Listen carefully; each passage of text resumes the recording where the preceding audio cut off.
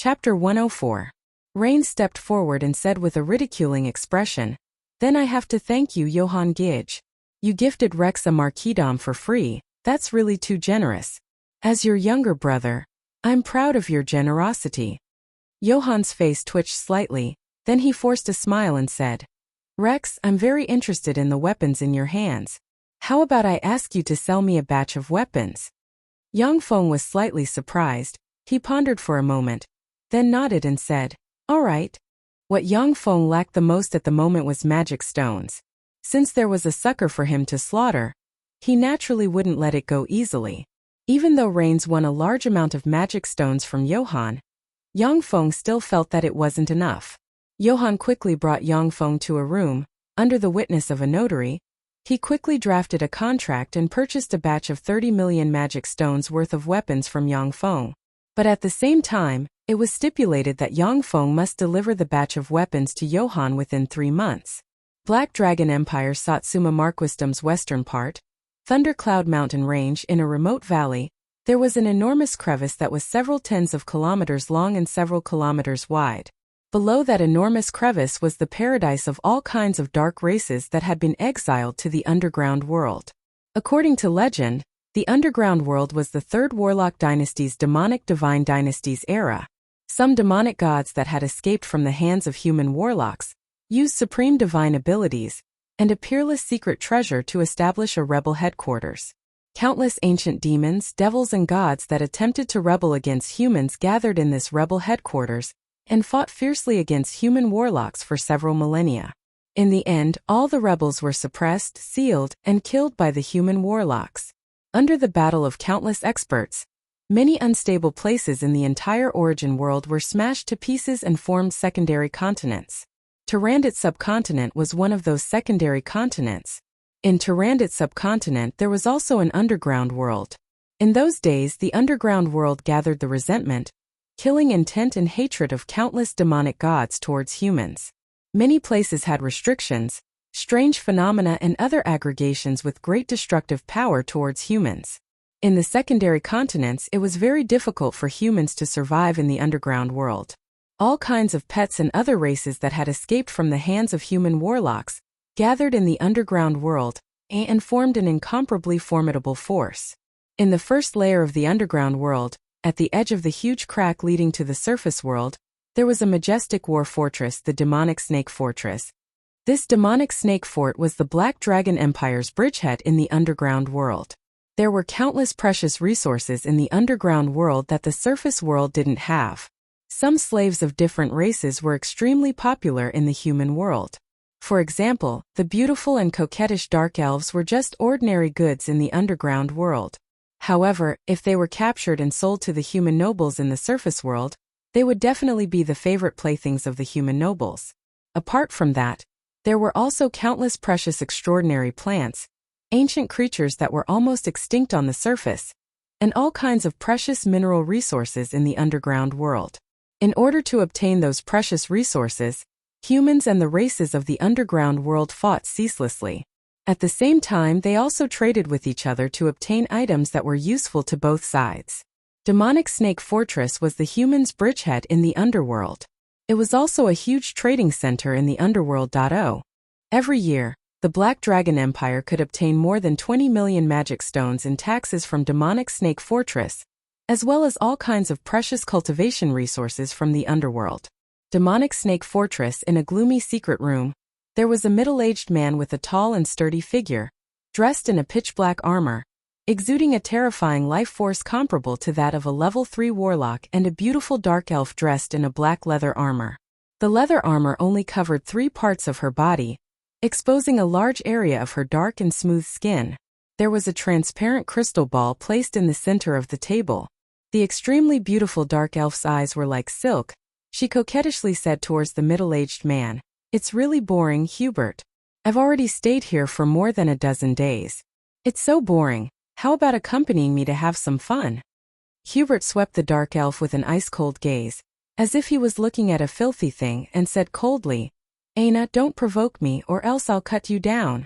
Dark elves were lascivious by nature.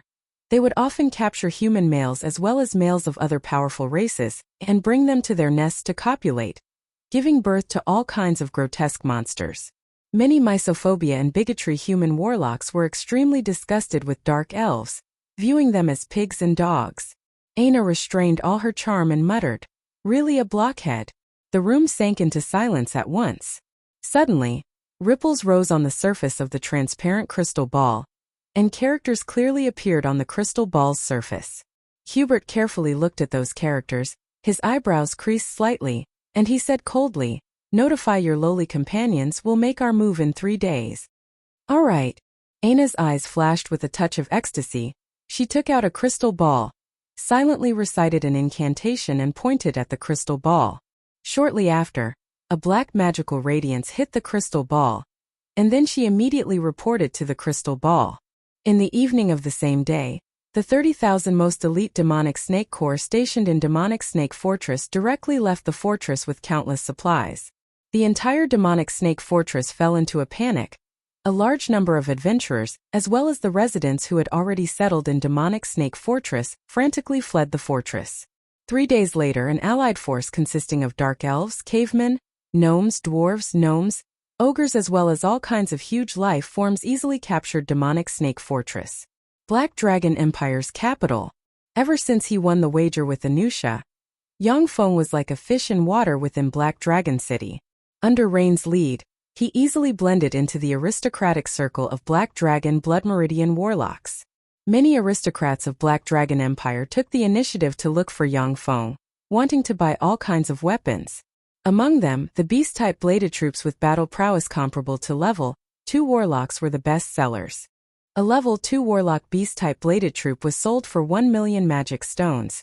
Many aristocrats couldn't come up with so many magic stones. However, they had large amounts of gold coins, all kinds of ores and resources. They were very willing to use those ores and all kinds of resources to exchange with Yang Feng for a level 2 warlock beast-type bladed troop. Yang Feng was also happy to take advantage of these suckers. He signed all kinds of contracts and sent a steady stream of resources back to Steel City. Furthermore, in one breath, he sold 20 beast-type bladed troops as well as 5 million magic stones worth of high-energy crystals as the beast-type bladed troops' power source. With the input of all kinds of ores, Steel City, which was originally limited by raw materials and the majority of the munitions factories, at once recovered its vitality. Every munitions factory rumbled and a steady stream of primary battle robots were manufactured. Practically every day, Yang Feng's forces would grow stronger by a fraction. Chapter 105. Within Rain's Manor's Garden. Yang Feng embraced Judy in one hand and Shui in the other, leisurely and comfortably admiring the flowers. "Fucking Johann. Rex, your title and territory have already been prepared." Rains had a gloomy expression as he sat beside Yang Feng, his voice brimming with gloom. "However, that fucking Johann made a move. Your Viscountdom and the Satsuma Marquisdom that Johann lost to you are joined together." Yang Feng asked, somewhat baffled, "Isn't this a good thing? Viscountdom and Marquisdom were joined together like this, it would be very easy to manage. If the territories were separated, then it would be more troublesome to manage." Rain said with a gloomy expression, "Satsuma Marquisdom's stronghold guarding the entrance to the underworld, Demonic Snake Fortress, fell 2 days ago. Those fucking underworld races captured Demonic Snake Fortress. Only about 100,000 of Demonic Snake Fortress's 500,000 residents escaped back to the surface world." Yang Feng's eyebrows creased when he heard that. His eyes flashed with a touch of graveness. "According to our Black Dragon Empire's laws, Rex, as the Lord of Satsuma Marquisdom, you must recover Demonic Snake Fortress after it fell, otherwise you'll be deprived of your aristocratic title and the right to rule over all of Black Dragon Empire's territories. If it was an ordinary time then it wouldn't matter, but according to the information sent back by our intelligence personnel in the underworld, the underworld's dark elves organized a large number of underworld races to wage a holy war against us humans. Satsuma Marquisdom, as one of the 8 entrances and exits between our Black Dragon Empire and the underworld, will definitely suffer fierce attacks from the underworld races. No wonder Johann would so straightforwardly take out a Marquisdom to wager with us. It turns out that regardless of victory or defeat, he wouldn't suffer any losses," Rain said while gnashing his teeth. The underworld's different races were able to contend against Tyrannid subcontinent's humans for many years without being conquered. Their battle prowess could be well imagined. The holy war launched by the underworld's races would definitely be a terrifying disaster for Tyrannid subcontinent's humans. No one knew how many trump cards those underworld races that had been entrenched in the underworld for many years had. 8th Warlock Dynasty's ancient warlocks could use the underworld as a place for low-level warlocks to gain experience. Modern warlocks weren't as formidable as 8th Warlock Dynasty's ancient warlocks. Yang Feng's eyebrows creased slightly as he said, "Then how many more days can I stay in Black Dragon City?" Rain said with a gloomy face, 10 days. The noble Senate has already issued a death order. I order you to head to the Satsuma Market within 10 days to preside over the counterattack against Demonic Snake Fortress. Yang Feng was like a fish in water within the Black Dragon City. Every day he could sell a large amount of arms. Rains had similarly obtained tremendous benefits from Yang Feng. Once Yang Feng was forced to leave the Black Dragon Empire, then it would be as if Rains had lost an arm. He would no longer be able to contend against Johann. Eunice's beautiful eyes flashed with a hint of worry as she suggested, "Master, there are many experts in the underground world. In the last millennium, more than 16 Tyrannid subcontinent's great warlocks have disappeared while exploring the underworld. According to speculation, they all died in the underground world.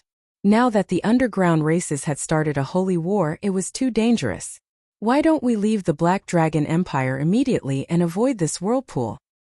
More than 16 great warlocks have fallen in the underworld." Yang Feng's face flashed with a touch of shock. Every great warlock was extremely formidable. Even in other planes they would be known as legend rank experts. They would be great figures who could leave their names in history. For such formidable existences to have 16 of them fall in the underworld, it could be clearly seen how dangerous the underworld was.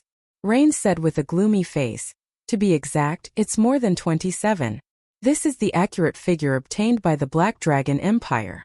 Our Black Dragon Empire also has 5 great warlocks that have fallen in the underworld."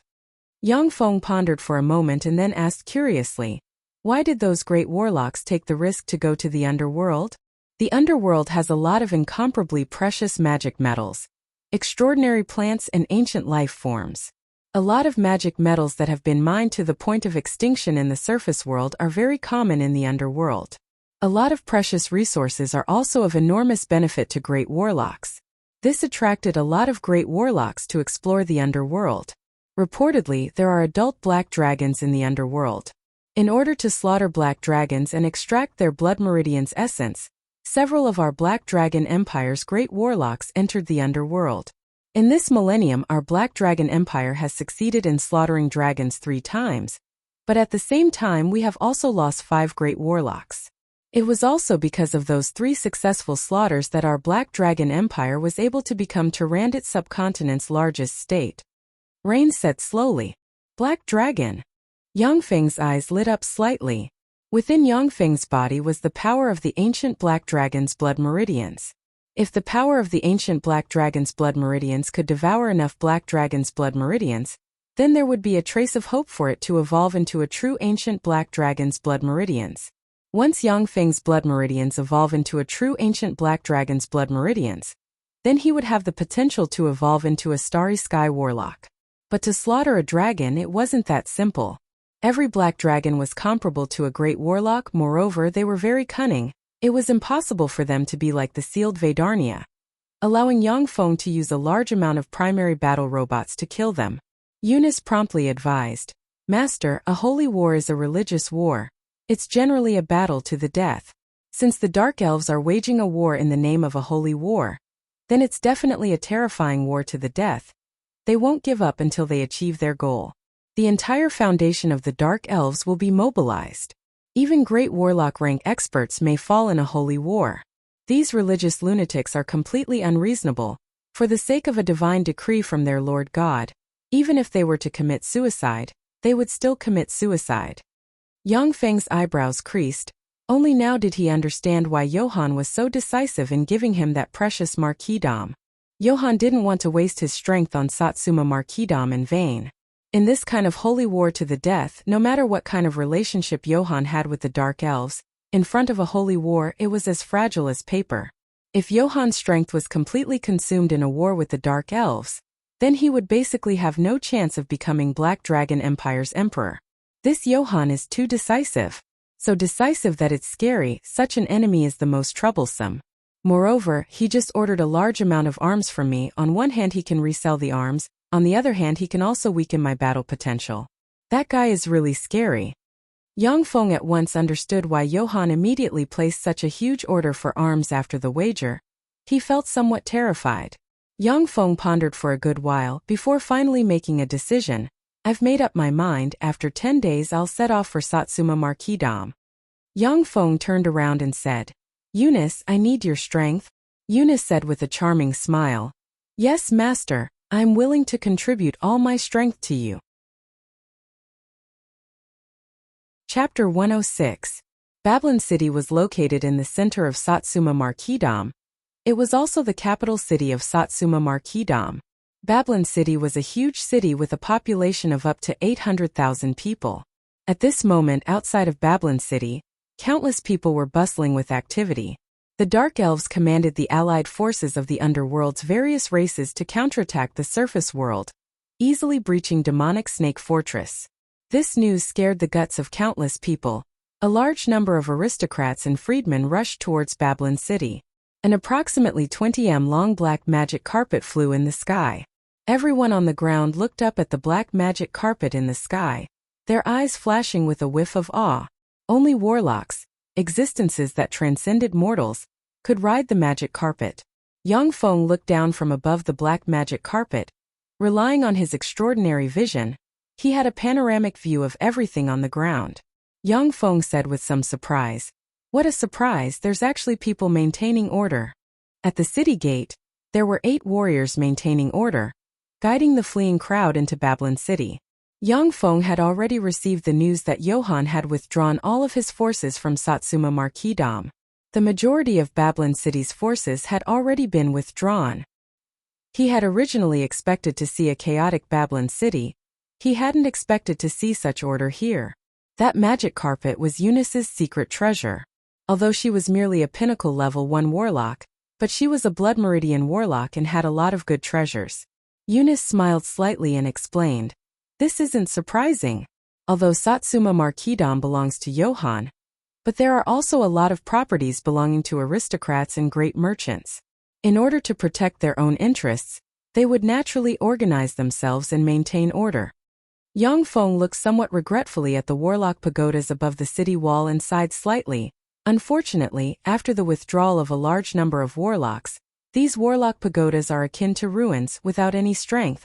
Babylon City, as the capital of Satsuma Marquisdom, had 9 5-story tall warlock pagodas built above the city wall. If there were 9 level 3 warlocks overseeing the 9 5-story tall warlock pagodas, then even a great warlock could contend against them. Unfortunately, all of Babylon City's great warlock families had already evacuated along with Johan. With only some lesser aristocrats remaining, the 9 5-story tall warlock pagodas simply couldn't gather enough manpower to guard them, and also couldn't display the terrifying power that could contend against great warlocks. Without any valiant warlocks garrisoned, Yang Feng and his party riding the magic carpet easily flew into Babylon City and towards the city master's mansion. A flame rose from the direction of the city lord's mansion. From the sky, Yang Feng looked in the direction of the city master's mansion and saw that hundreds of thugs had entered the city master's mansion and set it on fire. At the same time they threw feces, urine, and other disgusting things into the mansion, shouting incessantly. The city master's mansion and the warlock pagoda were different. The city master's mansion was the place where Johan enjoyed the pleasures of mortals. In the city master's mansion there was a large neutralization pagoda that could completely neutralize the formidable life force released by level 3 warlocks, so that the formidable life force released by level 3 warlocks wouldn't combine with various buildings and form all sorts of strange phenomena. It was precisely because of this that those thugs were able to break into the city lord's mansion, and didn't dare to break into the warlock pagoda. So troublesome, kill them all. Yang Feng's eyebrows creased slightly as he ordered coldly. Judy, who was kneeling beside Yang Feng, slightly pressed the dimensional crest on her chest. Shortly after, 10 level 4 humanoid bladed troops flew out from the dimensional crest, landed on the ground and immediately pounced towards the city lord's mansion. Warlocks! There's a warlock! Everyone quickly flee! From the city lord's mansion, waves of terrified screams and extremely mournful screams were transmitted. Before long, the more than 300 thugs in the city lord's mansion were all killed by the expressionless bladed troops. When the people hiding in the shadows and watching the city lord's mansion saw this scene, they successively inhaled a mouthful of cold air. They understood that Satsuma Marquis had brought a character that shouldn't be trifled with. The city lord's mansion was massacred until rivers of blood flowed. The smell of blood was extremely heavy. After leaving Eunice to preside over the affairs of the lord's mansion, Yang Feng took Judy, Shi Shui and a dozen level 4 knight-rank mechanical golems to stroll around Babylon City. Eunice possessed the ancient life-form Starstone Crow's blood meridians. Moreover, her blood meridians were extremely pure. She wasn't only a cultivation genius, but she was also very intelligent and proficient in management. She had a huge industry in the Southern States Coalition. The economic lifelines of several principalities were under her control. If she wasn't worried that Aldrich would extract her blood meridians, then with her talent, she would have already broken through and promoted to a level 2 warlock. Shi Shui, such a formidable existence born from a taboo stone, wasn't Eunice's match when she was a level 1 warlock. Eunice's strength could be seen at a glance. After understanding Eunice's talent, Yang Feng also felt relieved and handed over all the affairs of Satsuma Marquis to her. NR 3790SX Steel City had a perfect order. Its only shortcoming was the lack of flexibility. It didn't have any flexibility with regards to the territory's independent development and management. This was also its only weakness. Eunice's flexibility and NR 3790SXS robots jointly formed a ruling structure. It was the most perfect combination in Yang Feng's mind. Help! Help me! Suddenly, from a place not far in front of Yang Feng, a girl's pleasant and mournful cry for help was transmitted. Yang Feng followed the sound and looked, only to see 4 malevolent-looking scoundrels that didn't look like good people surrounding a young girl. Moreover, they had playful expressions on their faces as they tore at the young girl's clothes. The young girl's clothes were torn to shreds as she incessantly cried. What a beautiful girl, she's a grade prettier than Judy, but her figure is a bit lacking compared to Judy. Yang Feng swept the young girl with a glance, his eyes slightly brightening. Shit, what are you looking at?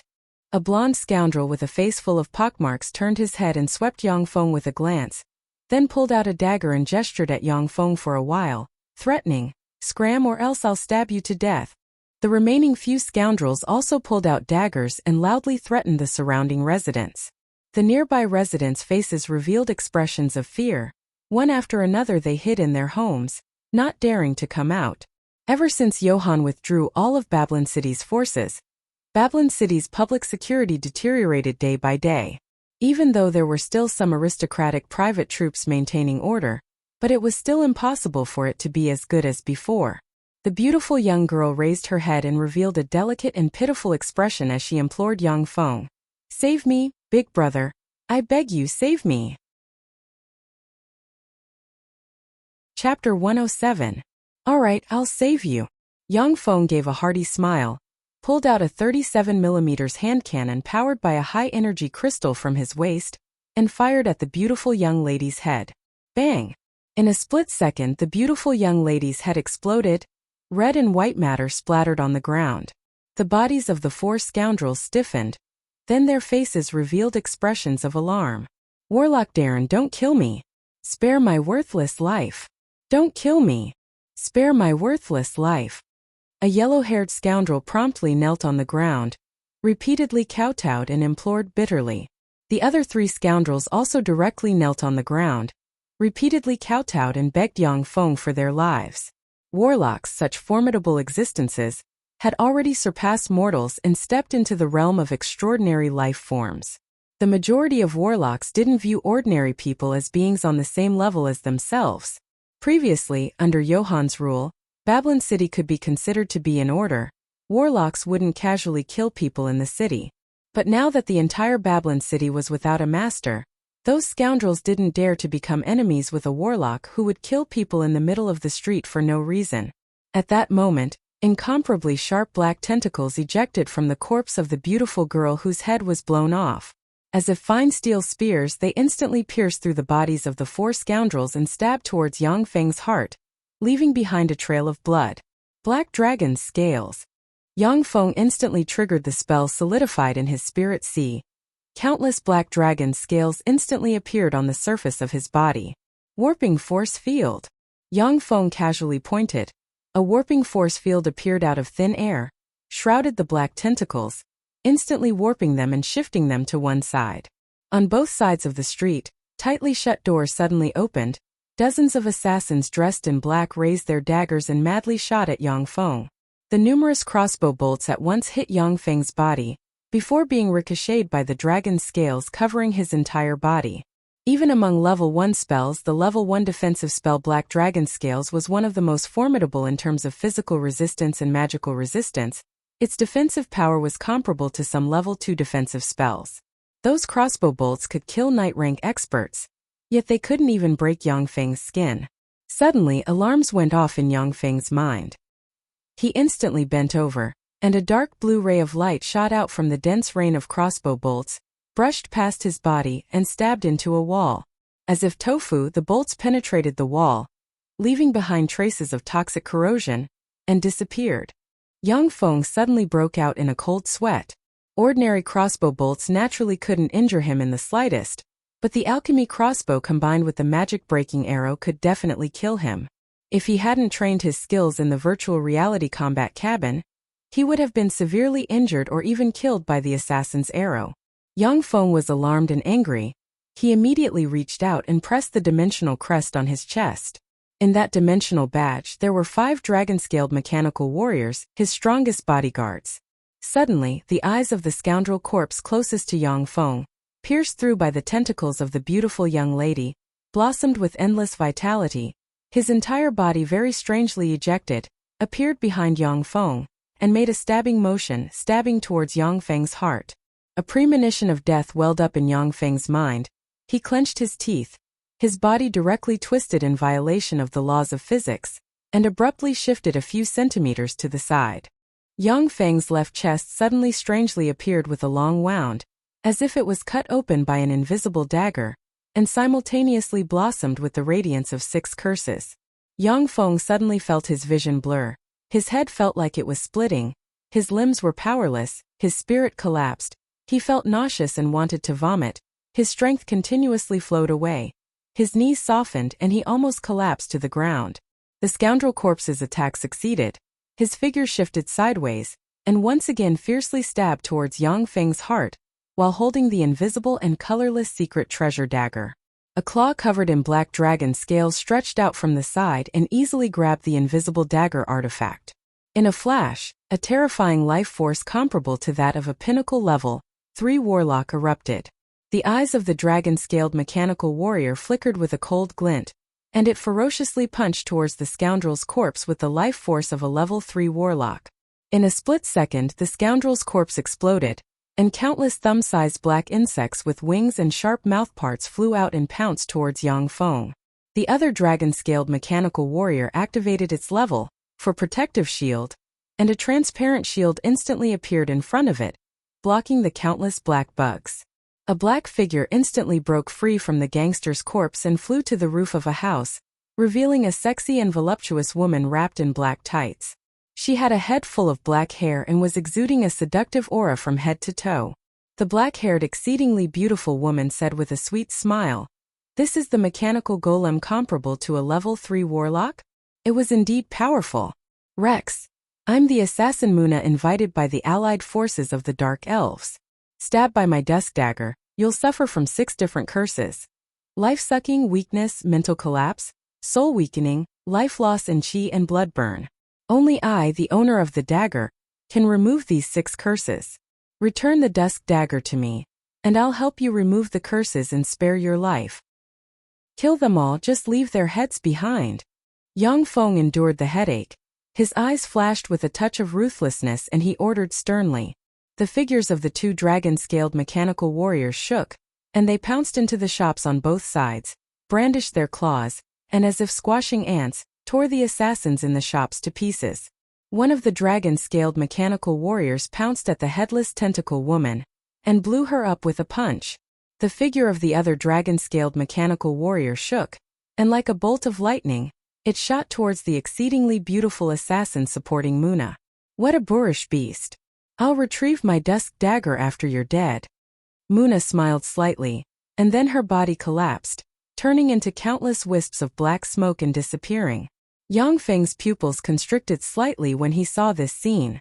NR 3790's XS database contained a large number of spells, but he didn't know what kind of spell Muna had used to escape from the hands of the dragon-scaled mechanical warriors with battle prowess comparable to that of a pinnacle level 3 warlock.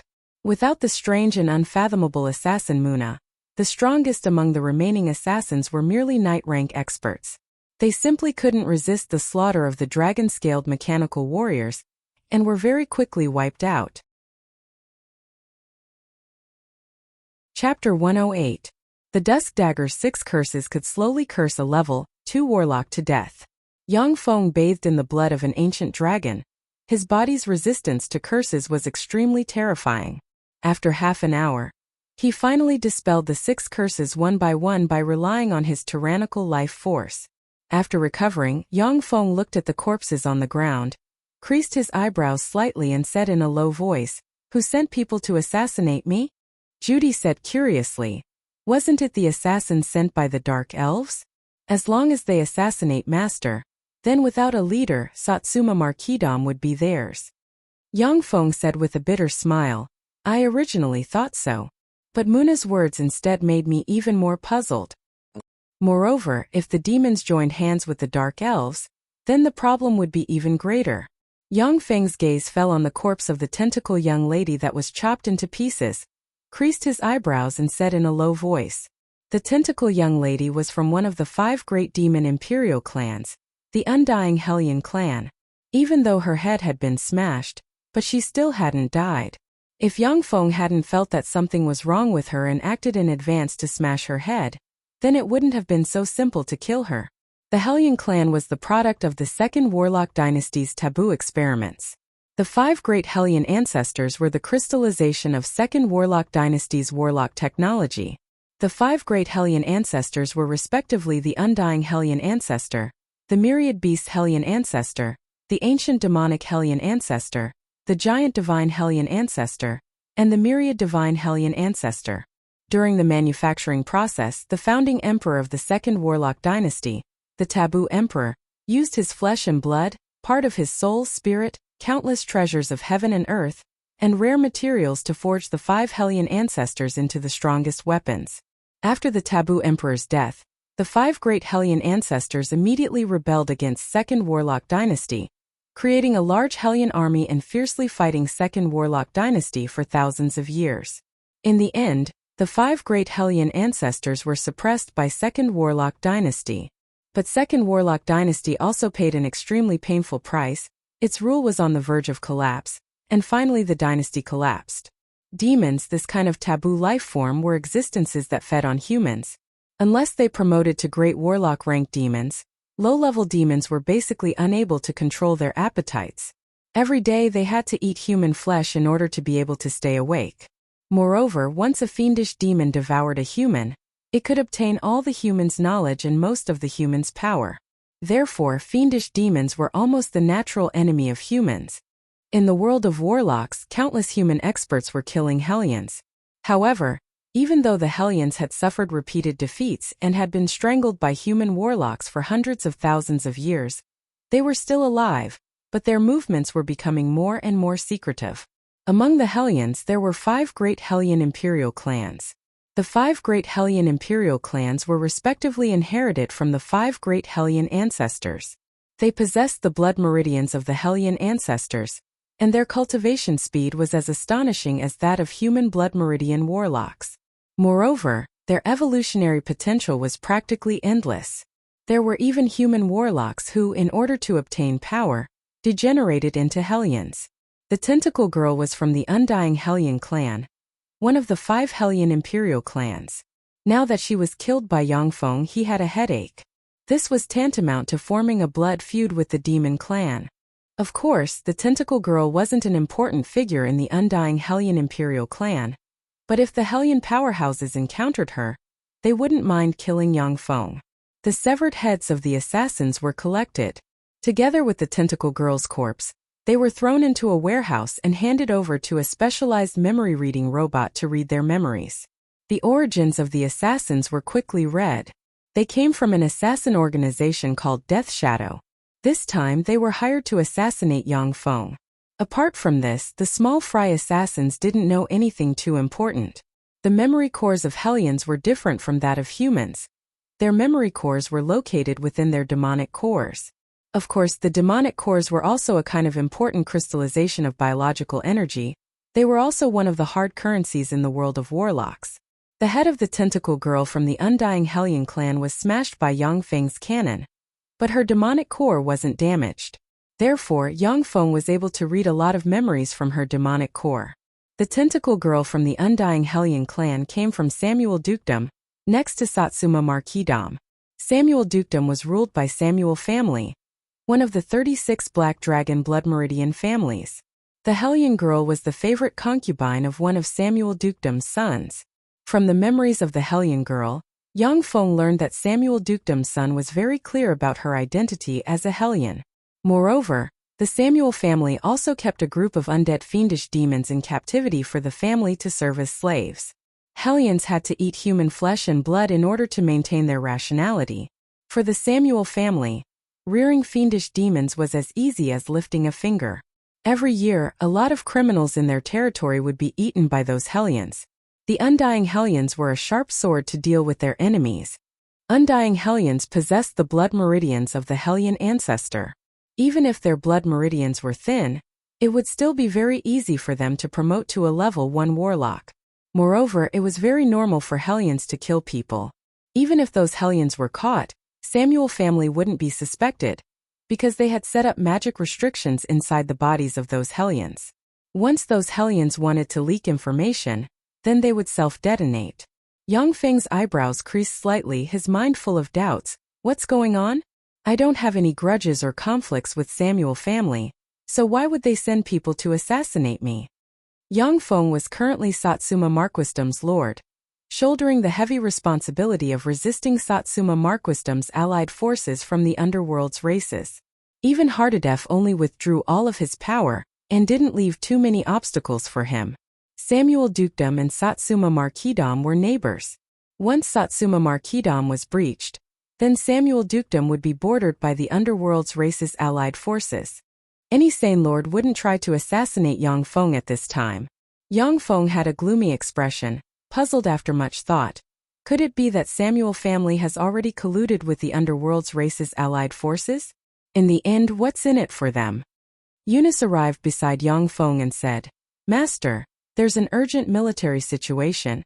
Yang Feng had an ominous premonition. What urgent military situation? Eunice's eyebrows were shrouded in a layer of haze as she said, "Fishtooth City was captured by the Dark Elves' allied forces a day ago. The Dark Elves' allied forces are currently marching towards Baza City." Yang Feng was very surprised as he said, "Fishtooth City was captured? How could it be so fast?" Fishtooth City was a large city with a population of around 200,000. It was the gateway to Satsuma Marquisdom. Once Fishtooth City was captured, then Satsuma Marquisdom's hinterland would be exposed to the Dark Elves' allied forces. Chapter 109. It had been nearly half a month since the Dark Elves' allied forces came out of the underground world. In that half a month, they had been holed up in the huge crack in the mountain range, adapting to the difference in the environment between the surface world and the underground world. Yang Feng had thought that the Dark Elves would need at least a month to adapt to the surface world's environment. He hadn't expected that they would launch an attack so quickly and easily capture Fishtooth City. Eunice said with a bitter smile, "The majority of Satsuma Marquisdom's warlock clans have already followed Johann and left this place. Fishtooth City was originally under the control of the said family. After the departure of said family, Fishtooth City will no longer have a warlock family guarding it. Naturally, it will be impossible to resist the attack of the Dark Elves. The Dark Elven Alliance was a powerful force that dared to counterattack the surface world. Each adult Dark Elf had outstanding martial skills and could easily kill a knight-rank powerhouse at night or in the forest. At the same time, they also had wizards, Dark Elven priests, druids and other formidable inheritances whose battle prowess was second only to warlocks. Moreover, they raised a large number of extraordinary life forms as weapons of war. Fishtooth City, which didn't have a warlock family keeping watch, naturally wouldn't be their match. Yang Feng's gaze was cold as he said, "I know. Eunice, pass down my order immediately.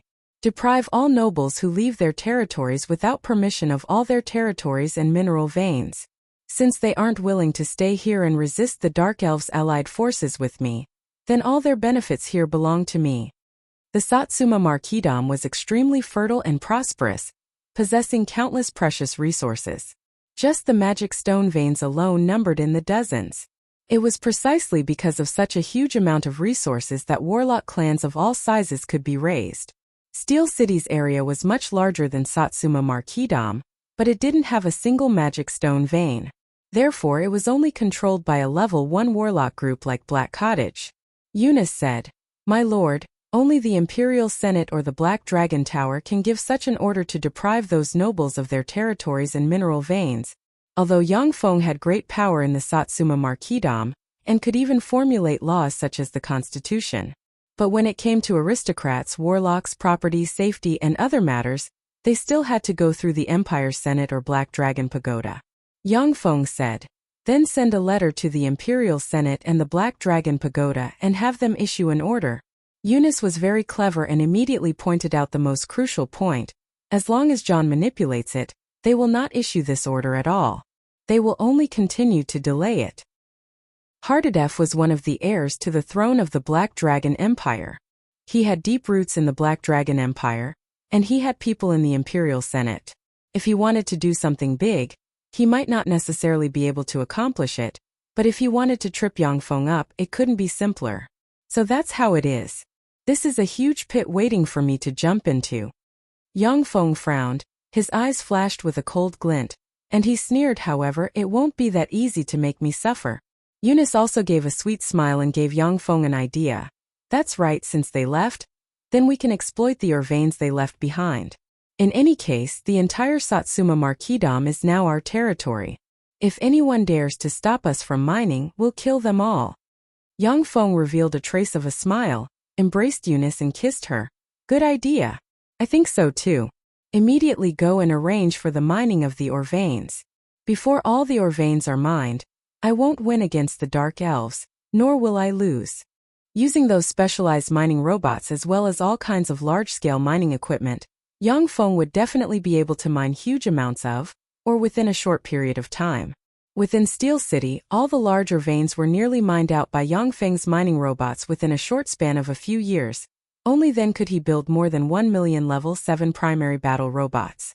If Yang Feng was given a year or two, then all the magic stone or veins in Satsuma Marquisdom would have been completely mined out by him. Baza City. A team of city guards was patrolling above the city wall. The captain of the team had a tall and sturdy build, a head full of short blue hair, a very handsome appearance and an extraordinary temperament. Only his eyebrows were shrouded in a layer of haze. A blonde soldier asked somewhat worriedly, "Ares, I've heard that the Dark Elves have already killed their way out of the ground. Will they attack our Baza City?" Ares raised his eyebrows and berated in a low voice, "Who did you hear this from? Don't spread such baseless words, otherwise if the higher-ups hear it, then you'll be in big trouble. Also, when patrolling you must call me Captain." "Hey Captain, what time is it? All the aristocratic lords in the city have already fled." A soldier with short blue hair swept the 5-storied warlock pagoda above the city wall with a glance. His eyes flashed with a whiff of disdain and he said in a low voice, "Even the bigwigs in those few pagodas have already disappeared. If we don't leave now, then we won't be able to leave even if we wanted to." The complexions of the rest of the soldiers paled and they were panic-stricken. In Tyrannid subcontinent, all the soldiers were very clear that the most formidable existences in war were warlocks or weapons refined using alchemy. The role of ordinary soldiers was only to occupy the city, maintain public order, clean up the battlefield, search for enemies and other simple tasks. They were unable to play a decisive role. Now that all the warlocks in Baza City had already fled, those soldiers were naturally filled with fear and didn't have any confidence. Everyone, don't panic. Our new Lord of Satsuma Marquisdom has already arrived. He definitely won't abandon us. Ares saw that the situation was anything but reassuring and immediately shouted, "That's right, the new Lord should be a formidable warlock. Since the new Lord has arrived, he shouldn't abandon us." After hearing Ares' words, the morale of the soldiers was slightly restored. In the Black Dragon Empire, the majority of the lords of earldom and above were formidable warlocks. The people in their territories would basically revere their lords from the bottom of their hearts. Protecting the people in their territories was also the responsibility of the lords. "Look, what's that?" Suddenly, a soldier cried out in alarm and pointed towards the sky. All the soldiers looked towards the sky and their complexions at once became incomparably pale. In the distant sky, there were level 1 extraordinary life form hippogriffs carrying dark elves flying towards them. Smoke and dust surged on the ground as the huge army of dark elves galloped towards them. After seeing this scene, all the soldiers above the city wall trembled, their eyes flashing with endless fear and despair. Chapter 110. Without a warlock keeping watch, Baza City's warriors basically didn't have the ability to threaten the level 1 extraordinary life form hippogriffs in the sky. Even if it was a knight rank archer, without the blessing of a spell to strengthen their physical constitution, even if they shot the hippogriffs, they still wouldn't be able to break through the other party's feathers. A soldier hesitated for a moment before saying, "I've heard that dark elves abduct humans to make love with them and give birth to the next generation. Surrendering might not be so bad." Dark elves were said to be a branch of high elven blood meridians. They possessed high elven blood meridians. Their males were handsome and their females were beautiful. There were no ugly ones. Due to the shackles of their bloodline, the ratio of males to females was 1:20. There were too few males and they were basically studs. Therefore, they would abduct a lot of different races to make love with them and give birth to the next generation. After hearing that soldier's words and thinking of all kinds of legends about the dark elves, the soldiers atop the city walls slightly relaxed and their fighting spirit dissipated. Ares said with a cold smile, "That's right, as long as we human males fall into the hands of the dark elves, then we'll become their breeding tools. However, every man that falls into their hands will have to be bred more than 50 times a day. Which one of you can stand it?" The soldiers atop the city wall thought for a moment before their complexions turned pale. 1 or 2 times a day was enjoyable, but 50 times a day was absolutely fatal. Ares continued to strike back. "Moreover, after they discover that you guys can't be used, they'll throw you alive to feed all kinds of extraordinary life forms. Then they'll giggle from the side as they watch you being eaten alive. Do you still want to surrender like this?" When the soldiers atop the city wall heard that, their bodies turned ice cold. Only now did they realize that the dark elves not only had lascivious characteristics, but also cold-blooded and ruthless, cruel and cunning, and so on. Among the dark elves there was a type of war weapon called the drow spider. The drow spider was a dark elf who was defeated in a battle, and was turned into an evil existence with the lower body of a large spider, and the upper body of a dark elf. Drow possessed formidable magical resistance, and could walk on all kinds of terrains just like a spider. It could even walk freely on top of city walls. It was a terrifying weapon with battle prowess comparable to that of a level 1 warlock. The ruler of the Dark Elves, Goddess Lolth, was an evil goddess. The Dark Elves also grasped a large number of sinister and taboo spells and rituals. If humans fell into the hands of the Dark Elves, they wouldn't have a good ending. The dozens of hippogriffs in the sky quickly flew above Baza City's city wall. The dark elf archers on the backs of the hippogriffs didn't utter any superfluous words, and immediately shot arrows at the warriors above Baza City. The dark elven archers riding on the hippogriffs had superb archery skills. As if they had eyes, the arrows instantly pierced through the bodies of dozens of human warriors, directly nailing them to the ground. Above the city wall of Baza City, many human archers drew their bows and shot arrows towards the sky. A dense rain of arrows flew towards the sky. A despairing scene appeared. Most of the arrows shot by the human archers missed, while a small portion of them were directly slapped away by the hippogriffs. Not a single hippogriffs were injured. The dark elven archers in the sky easily shot down the human archers, killing them one by one. After more than 100 human archers were killed, the morale of the human soldiers on the city wall began to crumble, and they all began to flee down the city wall. Each and every one of them scrambled to be the first to throw away their helmets and armor, and some even killed their companions. Within the headquarters of the allied forces of the Dark Elves attacking Baza City, the Dark Elven commander Biska, with a sexy figure, dressed in a sexy leather armor and exuding a seductive charm, looked at the humans above the city wall who had thrown away their helmets and armor. The corners of her mouth rose slightly, revealing a trace of a sneer. Biska took out a scimitar, pointed at Baza City, and shouted in a stern voice, "Without the support of warlocks, these humans are truly a bunch of wastes. For such wastes to be able to occupy this fertile land for so many years is simply a waste. Under the guidance of Her Majesty the Great Goddess, we'll definitely be victorious and dominate this fertile land. Charge!" Up to 4 meters tall drow with the upper body of a huge naked dark elf, and the lower body of a sinister spider walked out from the allied forces of the Dark Elves and quickly crawled in the direction of Baza City. Drow, as weapons of war that could walk on top of city walls, were one of the strongest weapons of the Dark Elves. Baza City didn't have any warlocks guarding it. Biska could massacre the defenders of Baza City by relying on the 30 drow. As Biska watched the drow rapidly approach Baza City, the corners of her mouth rose slightly, revealing a trace of a smile. As long as the drow attacked Baza City and then opened the city gate, the Dark Elven army would be able to easily enter Baza City and easily take control of the city. Johann had taken away the demonic snake legion, as well as all the warlock families within Satsuma Marquisdom, leaving Satsuma Marquisdom without any warlocks to protect it. This made Satsuma Marquisdom seem as if it had become an egg without a shell, and anyone could easily take a bite out of it. Fishtooth City was also easily captured by the allied forces of the Dark Elves. A city without the protection of warlocks was truly too fragile. At this moment, rumbling sounds of propellers were transmitted from the sky. Thunder Demon heavy-duty transport aircraft flew over from the rear of Baza City. Everyone's eyes flashed with a touch of astonishment as they looked at the Thunder Demon heavy-duty transport aircraft and the Falcon heavy-duty assault helicopters beside them. What's that? Are those new alchemical weapons? Many of the human soldiers raised their heads and looked at the Thunder Demon heavy-duty transport aircraft and the Falcon heavy-duty assault helicopters in the sky, their eyes flashing with a touch of hope. The level of education of the human soldiers wasn't high, but they still knew some legends regarding warlocks.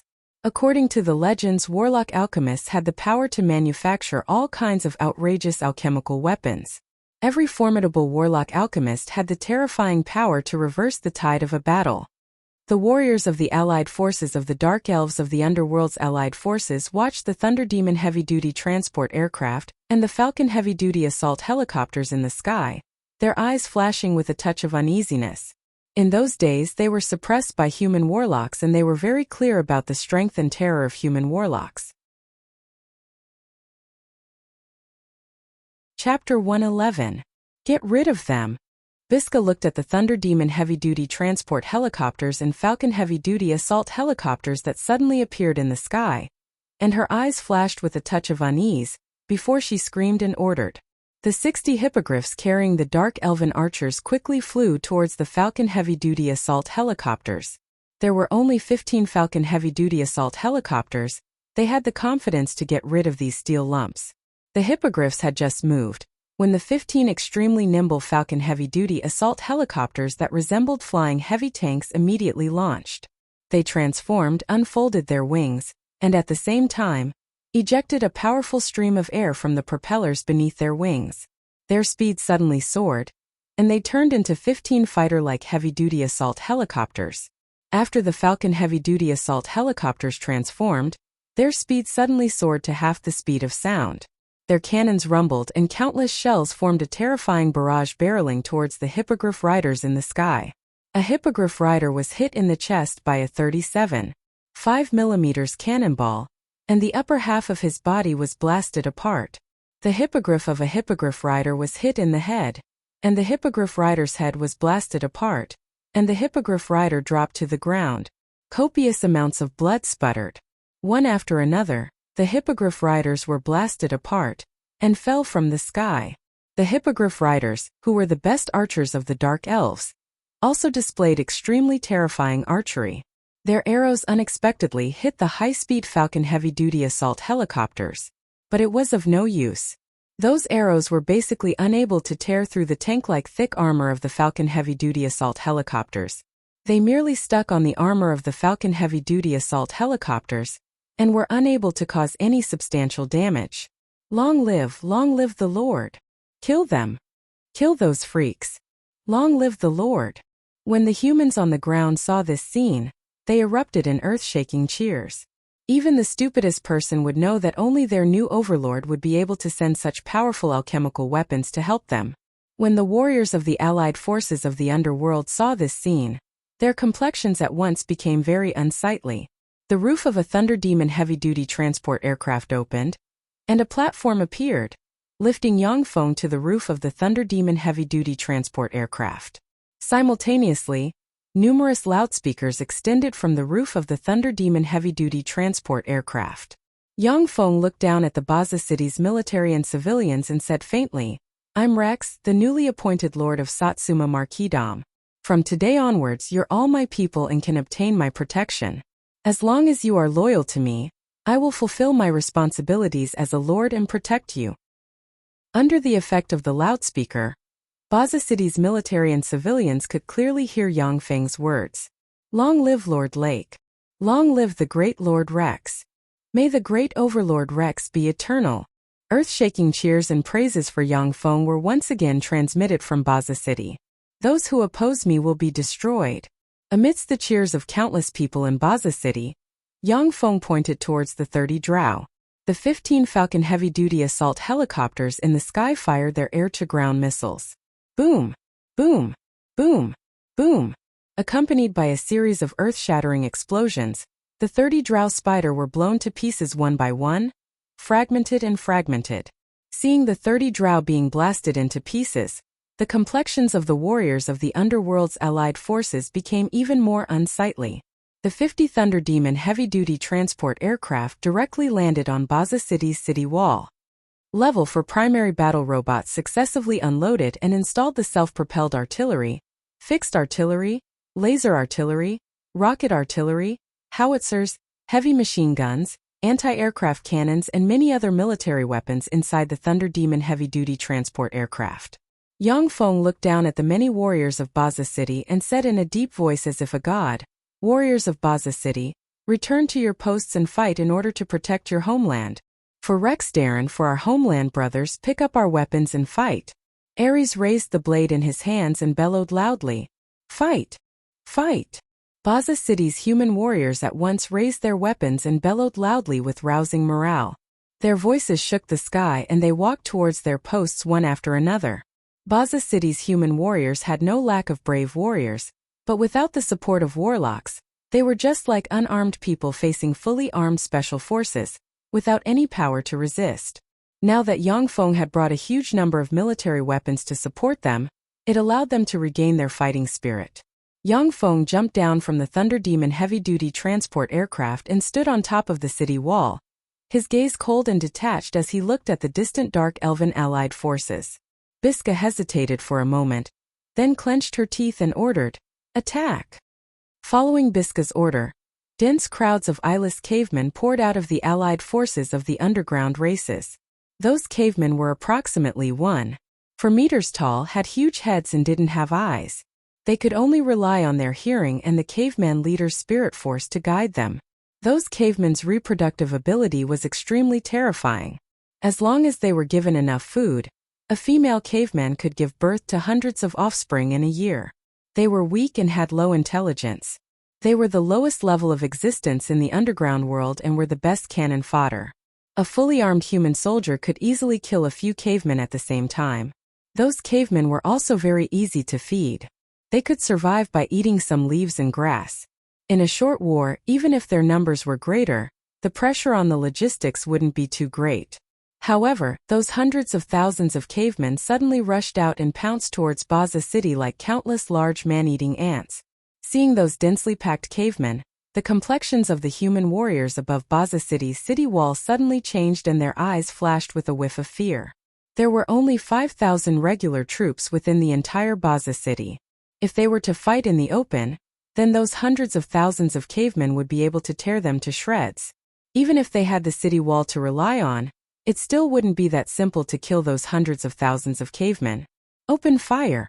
Yang Feng looked at those hundreds of thousands of cavemen with a callous gaze and ordered in a cold voice. The several tens of heavy machine guns above Baza City's city wall instantly spat out countless tongues of flame. A dense hail of bullets formed a terrifying metal storm sweeping towards those cavemen. Chapter 112. Under the frenzied strafing of the several tens of heavy machine guns, thousands upon thousands of caveman warriors were blasted at practically every moment, with blood and limbs splashing in all directions. The incomparably huge caveman legion seemed to have hit an invisible wall, unable to advance by even an inch, before being blasted into pieces by the heavy machine guns. Ares watched as the countless cavemen were blasted into pieces, his heart brimming with shock. So strong! So strong! These are Lord Darren's alchemical war weapons, they're really too strong. When the human warriors above the city wall saw this scene, their hearts brimmed with shock as well. Although the human warriors in Baza City had undergone strict military training, but it was the first time they had seen the terror of warlocks in a large-scale war. The complexions of the warriors of all the races within the Dark Elven Allied Forces headquarters were extremely unsightly when they saw this scene. The cavemen were indeed cannon fodder. An adult dark elf could casually kill several tens of them. But when faced with hundreds of thousands of cavemen, even the dark elven mages would have to retreat. Otherwise, they might be killed by those several 100,000 cavemen. Currently, more than 100,000 cavemen had died before they even approached Baza City's city wall. According to this situation, the cavemen would be completely wiped out before they could even approach Baza City. Biska's complexion was also extremely unsightly. She looked at Baza City from afar, her heart burning with anxiety, her beautiful eyes brimming with gloom, and she was in a dilemma. The Dark Elves' allied forces of the underground world commanded by Biska was only a partial division. The strongest experts in this subdivision merely possess battle prowess comparable to human level 2 warlocks. If this subdivision joined hands, they could contend against a human level 3 warlock. However, when she saw the never-before-seen modern war weapons above the city wall, an ominous premonition shrouded Biska's heart and she somewhat wanted to retreat. Biska hesitated for a moment, then she thought of the punishment she would receive if she failed. She felt a chill in her heart and shouted in a stern voice, "Deploy the giant magical catapults." From the rear of the allied forces, 30 meters long giant trucks pulled by 9 black wildebeests were quickly opened. Sexy and beautiful dark elves quickly assembled many parts engraved with profound runes from the huge trucks. Giant mana catapults that were 30 meters long, engraved with countless mageways, and equipped with 36 magic stone sockets were quickly assembled. The giant magic energy catapult could throw terrifying boulders with a diameter of more than 20 meters, with a range of up to 5 kilometers.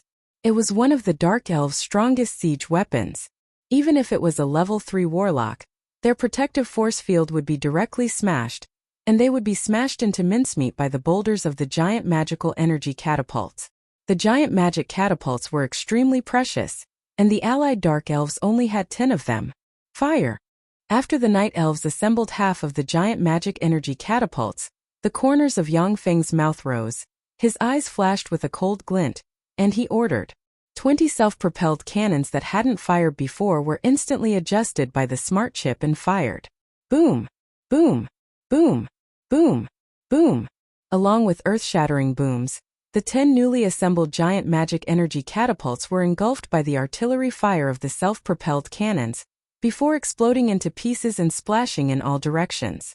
Seeing the giant magic energy catapults explode into pieces, the allied Dark Elves immediately split up and fled frantically. The giant magic energy catapults were positioned behind them. Now that the giant magic energy catapults were destroyed by Yang Feng's artillery fire, then Yang Feng's artillery fire could also hit them. Retreat! Retreat! Biska was so angry that she spat out a mouthful of blood when she saw this scene. She had a gloomy expression as she screamed loudly, Shortly after, the enormous Dark Elves' allied forces from the underworld collapsed, before leaving behind countless supply wagons and retreating towards the rear. Long live Lord Rex! Long live Lord Rex! Above Baza City, when the human warriors saw this scene, they erupted into crazy cheers. If it wasn't for Yongfeng's appearance, then they might have already become the captives of the Dark Elves, living a life worse than death. After seeing the Dark Elves' defeat, they were brimming with worship towards Yongfeng. Yongfeng looked at the retreating Dark Elves' allied forces from the underworld. His gaze flickered a few times, but he didn't give the order to pursue. Instead, he let the level for primary battle robots continue to hunt down the cavemen. Yongfeng looked at the retreating Dark Elves' allied forces. The corners of his mouth rose slightly, revealing a trace of a smile. Now is still not the time. These Dark Elves can't be defeated yet. With Yongfeng's current forces, he could dispatch a large number of primary battle robots and easily annihilate this wave of Dark Elves' allied forces from the underworld. But in that case, he would receive the attention of the Dark Elves' allied forces from the underworld. Then the next enemy he would have to face would be God knows how many times stronger. Johann didn't want to completely consume his strength in the continuous battle against the Dark Elves' allied forces from the underworld. That's why he chose to quickly withdraw all of his strength from Satsuma Marquisdom. Similarly, Yongfeng also didn't want to consume all of his strength in the battle against the Dark Elves' allied forces from the underworld. What's your name? Yongfeng arrived before Ares, looked at the warrior with the most outstanding performance and asked in a deep voice. Ares knelt on one knee on the ground, looked up at Yongfeng and said, "My name is Ares, Darren Lord." Although Ares was a knight rank expert, but he wasn't a warlock, nor was he an aristocrat, so when he saw the Lord, he naturally had to kneel on one knee to show his allegiance. Yongfeng said with a slight smile, "I'm very fond of your loyalty and bravery. Are you willing to become my retainer?" Ares' eyes flashed with a touch of delight and he said loudly, "Mighty Darren Lord, to become your retainer would be my greatest honor." Yongfeng pressed the dimensional crest on his chest. A bronze chest immediately flew out from the dimensional crest and landed in front of Ares. Yongfeng said, "Cut open your wrist and sprinkle your blood all over this chest." Ares didn't hesitate. He directly brandished his sword and cut open his wrist. A large amount of blood spurted out from his blood vessels and sprinkled inside the bronze chest. The bronze chest at once blossomed with a cyan radiance and directly opened, revealing a bronze lion with countless mysterious runes engraved on its body. The bronze lion quickly decomposed into pieces of armor and quickly flew towards Ares, forming a set of bronze armor on his body. There were 9 grooves on the front and back of the bronze armor. Each groove was embedded with an intermediate magic stone. Chapter 113. That bronze-colored armor covered Ares' entire body. Shortly after, an incomparably formidable power was transmitted from the armor, making Ares feel as if his body was brimming with power. Ayo! Ares suddenly faced upwards and issued a bellow. In a flash, a terrifying life force comparable to that of a level 1 warlock erupted, pressuring the surrounding ordinary human warriors to the point that they were somewhat breathless. Ares at once knelt on the ground and said loudly, "Many thanks to his lord for bestowing me with power. After wearing this mystical armor, I feel as if my power has been promoted to that of a Sky Knight rank. I'm willing to become his lord's retainer and be loyal to you for generations to come. I'll become your shield. I'll resist all harm for you. I'll become your sharp sword. I'll behead all enemies for you." When the human warriors above the city wall heard Ares' words, their eyes flashed with a whiff of jealousy. Especially the eyes of several great knights whose strength was originally far above Ares. Their eyes were brimming with jealousy and envy. Gazes were concentrated on the bronze-colored armor on Ares' body. Everyone knew that it was definitely a secret treasure made by a formidable warlock alchemist. At the same time, gazes were also concentrated on Yongfeng. Those great knights of Baza City longed to become Yongfeng's retainers like Ares, to obtain the secret treasure that resembled the bronze-colored armor and obtain tremendous power. The corners of Yongfeng's mouth rose slightly and his eyes flashed with a whiff of a smile. Under the watchful eyes of the crowd, he bestowed Ares with this secret treasure armor that was a fusion of warlock and Shizu technology. In order to win over the hearts of Baza City's people, and recruit even more experts. That secret treasure armor could allow a knight rank expert to possess battle prowess comparable to that of a level 1 Sky Knight. However, its manufacturing cost was more than 100 times that of a level 7 bladed troop. In terms of quality-price ratio, it simply wasn't worth it. However, in terms of winning over the hearts of the people, the secret treasure armor's value was extremely huge. This secret treasure armor not only made Ares submit to Yang Feng, but at the same time, it also attracted the desire of countless human experts to rely on Yang Feng and obtain power.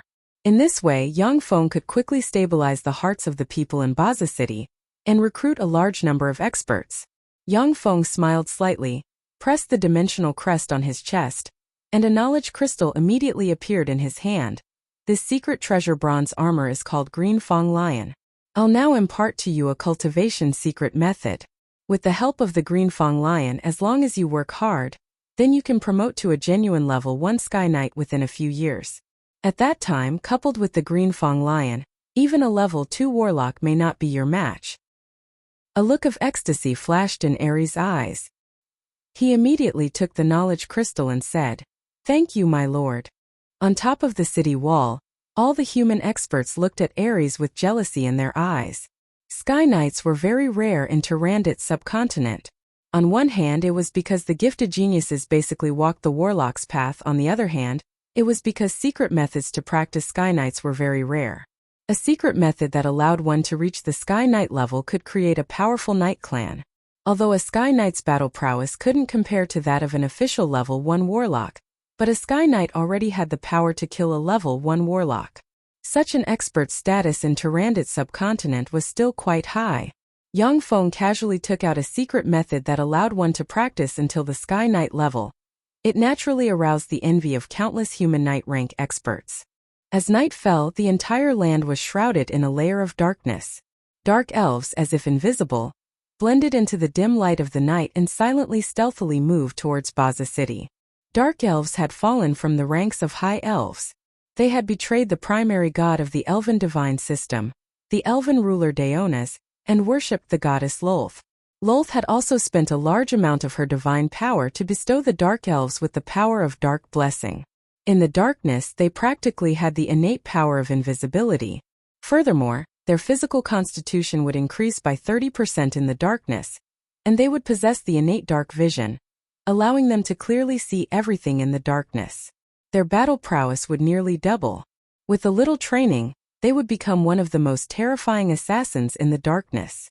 It was precisely by relying on the power of dark blessing that the dark elves could become an overlord in the underworld, where experts were as common as clouds and freaks were as common as rain. Even though the goddess Lolth incited the dark elves to kill each other in order to please her, the dark elves still didn't betray their beliefs because they needed the power of the goddess Lolth. As if invisible, the dark elves easily stealthily moved to a place approximately 100 meters away from Baza City. However, they didn't discover that a place approximately 100 meters away from Baza City was densely interwoven with infrared rays, which were practically invisible to the naked eye, forming a large net. As soon as a dark elf entered that large net, the automatic heavy machine gun mounted on top of Baza City's city wall immediately spun, before madly spitting out countless tongues of flame, directly tearing the dark elf to pieces. Enemy attack! Enemy attack! Loud mechanically synthesized alarms instantly resounded in Baza City. Huge flares rose into the sky and blossomed with endless radiance. As if small suns, they brightly illuminated Baza City's surroundings. Densely packed human warriors quickly poured out from every corner and rushed towards the city wall. Retreat! Retreat immediately! When Biska, who was in charge of the sneak attack, saw the tyrannical dark elves being blown up one by the automatic machine gun, she was so depressed that she almost wanted to spit blood. She quickly issued the order to retreat.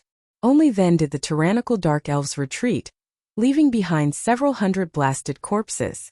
Yang Feng arrived above the city wall, looked at the several hundred blasted corpses of the dark elves below, and revealed a trace of a smile.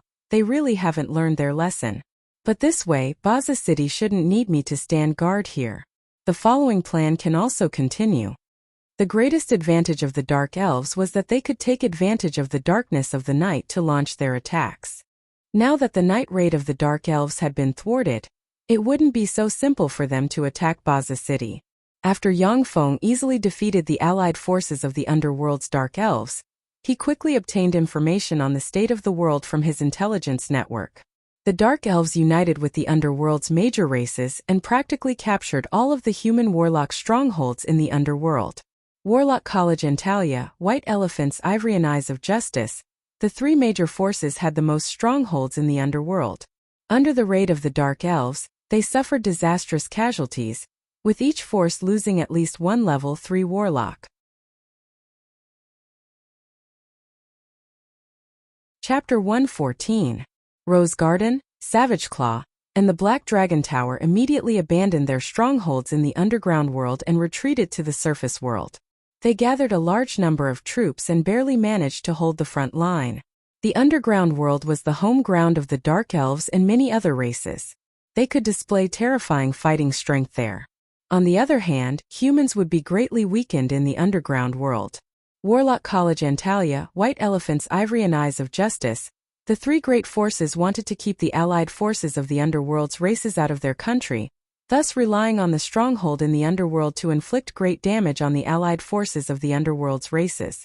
On the other hand, Rose Garden, Savage Claw, and Black Dragon Tower chose to disregard the lives and deaths of ordinary people.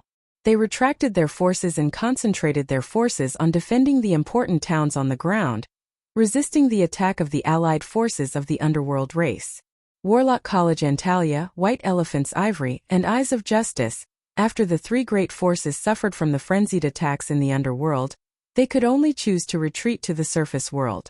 The allied forces of the different races in the Underworld suddenly slaughtered their way out of the Underworld and wantonly burned, killed, and looted in the surface world, venting their anger towards the humans as well as their bestial desires, causing great harm to the humans of the Tyrannid subcontinent.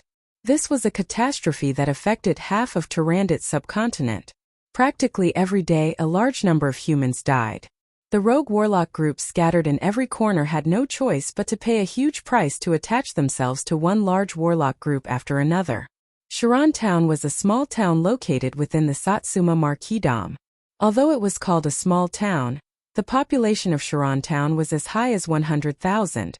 The reason why Shiran Town was able to have such a large population was entirely because there were several huge magic stone veins in the vicinity of Shiran Town. Those several magic stone veins belonged to the warlock clan Barankum clan. Although Barankum clan wasn't one of the Black Dragon Empire's 36 Black Dragon Blood Meridian clans, but it was still a Black Demonic Dragon Serpent Blood Meridian warlock clan second only to the Black Dragon Blood Meridian clans. Experts were as common as clouds in the entire Barankum family, with at least 3 level 3 warlock rank experts. It was one of the first-rate aristocratic families of the Black Dragon Empire. Shiran Town was filled with miners mining magic stone veins, peddlers coming from all over to purchase magic stones, as well as all kinds of prostitutes and mercenaries. A group of knights clad in heavy armor and riding black wildebeests galloped over from afar. "Stop! Who are you?" The 4 warriors in front of Shiran Town stepped forward and stopped the team of knights riding on black wildebeest and shouted. The leading knight, Bard, casually threw a document and an identity token to the 4 warriors. He said coldly, "We are Lord Lake's men. This is our proof of identity." A look of mockery flashed in the eyes of the warrior in the lead. He stepped on the document and laughed coldly. "Lord Lake? I only know that Satsuma territory belongs to Lord John. Who the hell is Lord Lake? This is the territory of the Barankum family. You're not welcome here. Get lost." The other 3 warriors also sneered as they looked at Bard and the knight behind him with ridicule. Barankum family was backed by Johann, and was also one of the Black Dragon Empire's influential families. They were extremely arrogant and naturally didn't care about Yang Feng. Bud raised his brows and a trace of hostility flashed in his eyes. He said coldly, "I'm the envoy sent by Lord Rex. Get your Shiran Town's mayor to come out and see me." The leading warrior said with a cold smile, "Our Shiran Town's mayor can be met by a waste like you? Get lost, you're not welcome here." Bard swept the warrior with an ice-cold gaze and waved his hand. The entire team of knights immediately turned around and galloped back the way they came. The leading warrior spat at Bard's back and said with a cold smile, "Pa, a bunch of wastes. They're really all kinds of fellows. I thought that they would come and fight us. It seems that Lord Lake isn't anything special. His subordinates are all wastes." The 4 warriors of the Birankam family at the entrance ridiculed and ridiculed. "What's that?" Suddenly, the warrior of the Birankam family pointed ahead and said. The other 3 warriors looked ahead and saw a team of 200 people clad in a layer of black armor. They were so tightly covered that they couldn't be clearly seen. The cavalry was galloping towards them. The captain's complexion changed and he roared loudly, "This is the territory of the Birankam family, stop at once." The team of cavalrymen clad in a layer of black armor were silent. Instead, they urged the black wildebeests under them to increase their speed once again. Enemy attack. The captain was also an elite of the Birankam family. He immediately took out a cylinder and crushed it. A 7-colored radiance instantly shot out from the cylinder and entered the sky, blossoming with incomparably dazzling 7-colored radiance. The entire Sharan town immediately transmitted with incomparably loud and clear alarms. The captain had just finished, when the team of cavalrymen galloped their horses and arrived before him. A knight brandished his up to 2 meters long greatsword and fiercely chopped at the captain, easily chopping him into 2. The other 3 knights also brandished their greatswords and instantly chopped the remaining 3 warriors into 2. After the terrifying team of cavalrymen killed the 4 warriors of the Birankam family, they galloped towards Sharan town like a gust of wind. Sharan town was surrounded by a up to 6 meters tall city wall. 300 fully armed warriors stood on top of the city wall. The 200 cavalrymen had just approached Sharan town, when a rain of several tins of arrows shot towards them from above the city wall. The 200 cavalrymen casually pushed aside the rain of arrows. Above the city wall, an Earth Knight rank warrior roared sternly, "Who are you? This is the territory of the Birankam family. You dare to offend our Birankam family, aren't you afraid of being exterminated?" The Birankam family had deep roots. If they left the Black Dragon Empire, they could establish a small kingdom in a remote country. With the strength of the Birankam family, they could easily destroy some small warlock clans. In the entire Black Dragon Empire, there weren't many people who would dare to provoke them. The knight covered in a layer of black armor leaped into the air and erupted with a terrifying life force. He brandished his 2 meters long greatsword and madly chopped at the Earth Knight.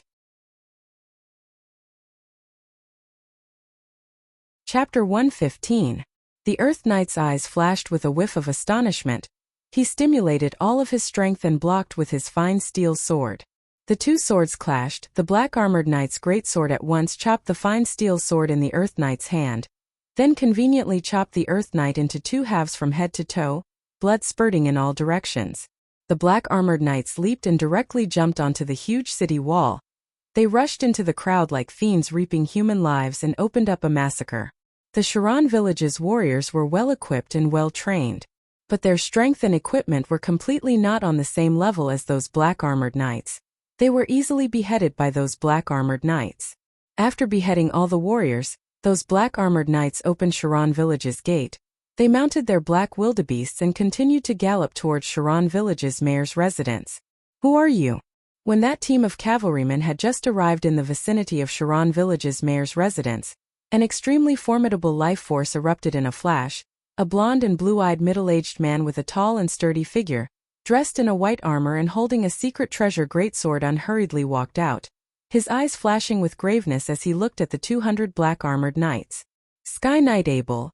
This was the strongest expert of the Birankam family that was guarding Sharan town. He had a whole set of secret treasure equipment. Some rogue level 1 warlocks with weak strength might not be his match. The black-armored knight at the head didn't say any superfluous words. He instantly erupted with a formidable life force comparable to that of a level 1 warlock. His whole body blossomed with faint radiances blessed by spells. He swept towards Abel with a lightning-fast momentum and chopped at Abel with his sword. Abel's complexion abruptly changed. He urged the life energy in his body to stimulate the secret treasure armor on his body.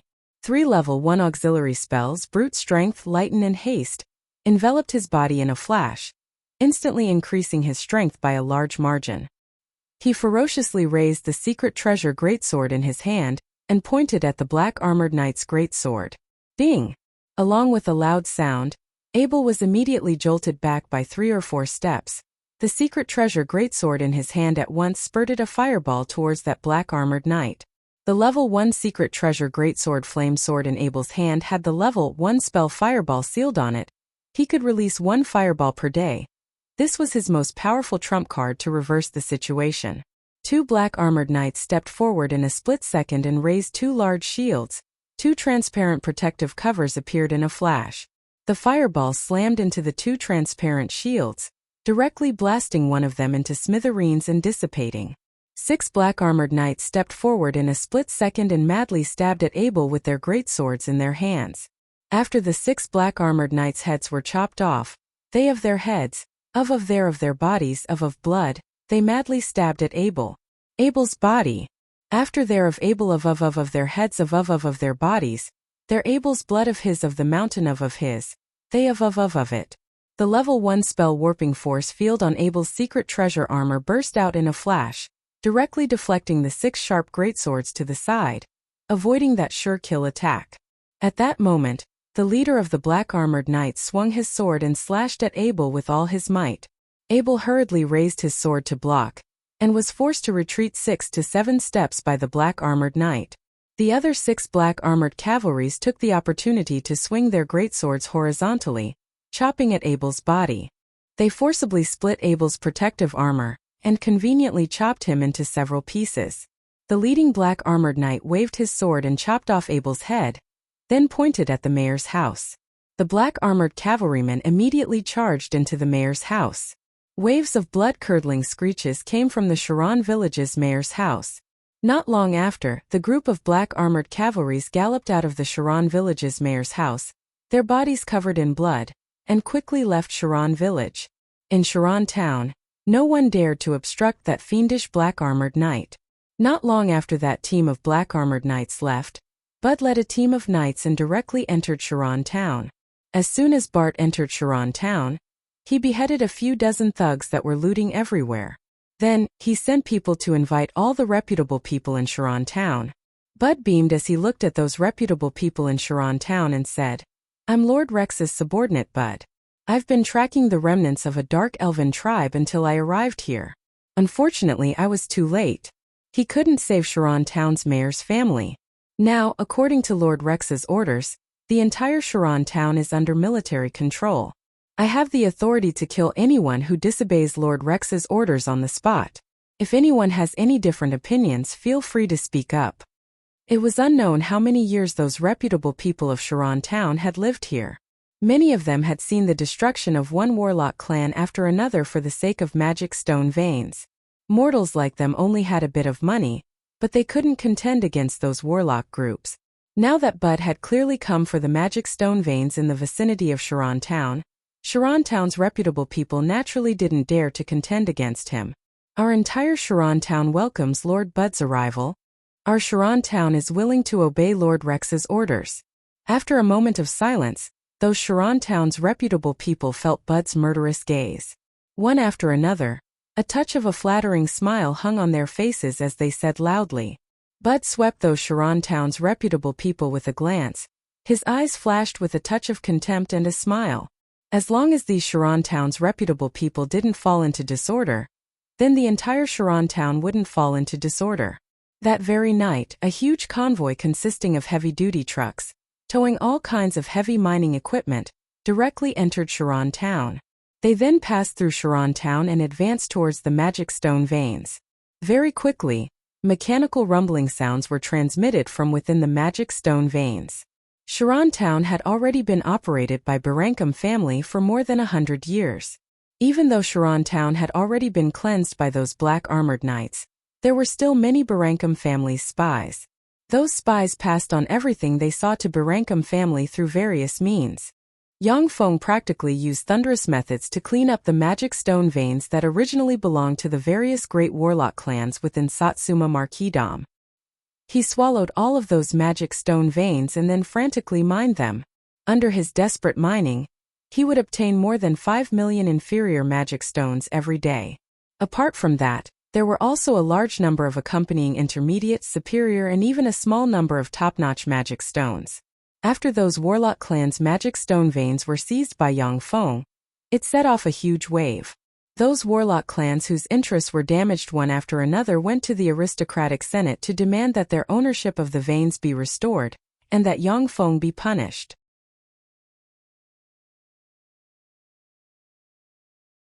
Chapter 116.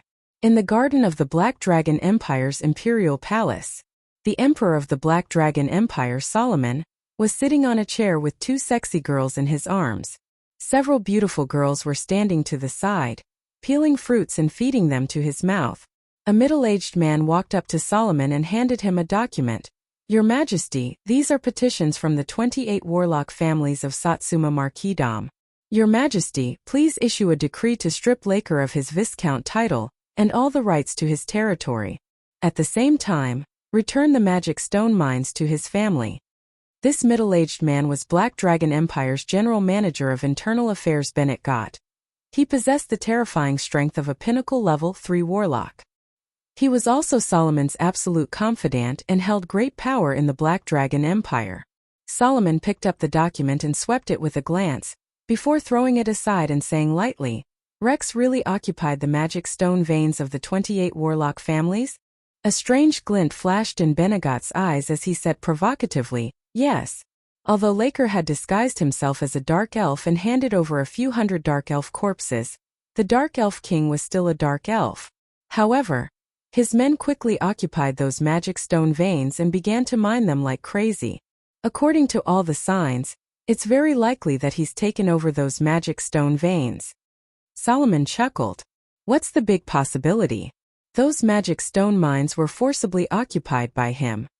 Bennett hesitated for a moment before saying, "Your Majesty, forcibly occupying a noble's magic stone vein is a capital offense." The Satsuma Marquisdom had a large number of magic stone veins. It was one of the territories with the most magic stone veins in the Black Dragon Empire. However, the majority of the magic stone veins were occupied by warlock families. According to Black Dragon Empire's laws, even Johann was unable to invade those magic stone veins.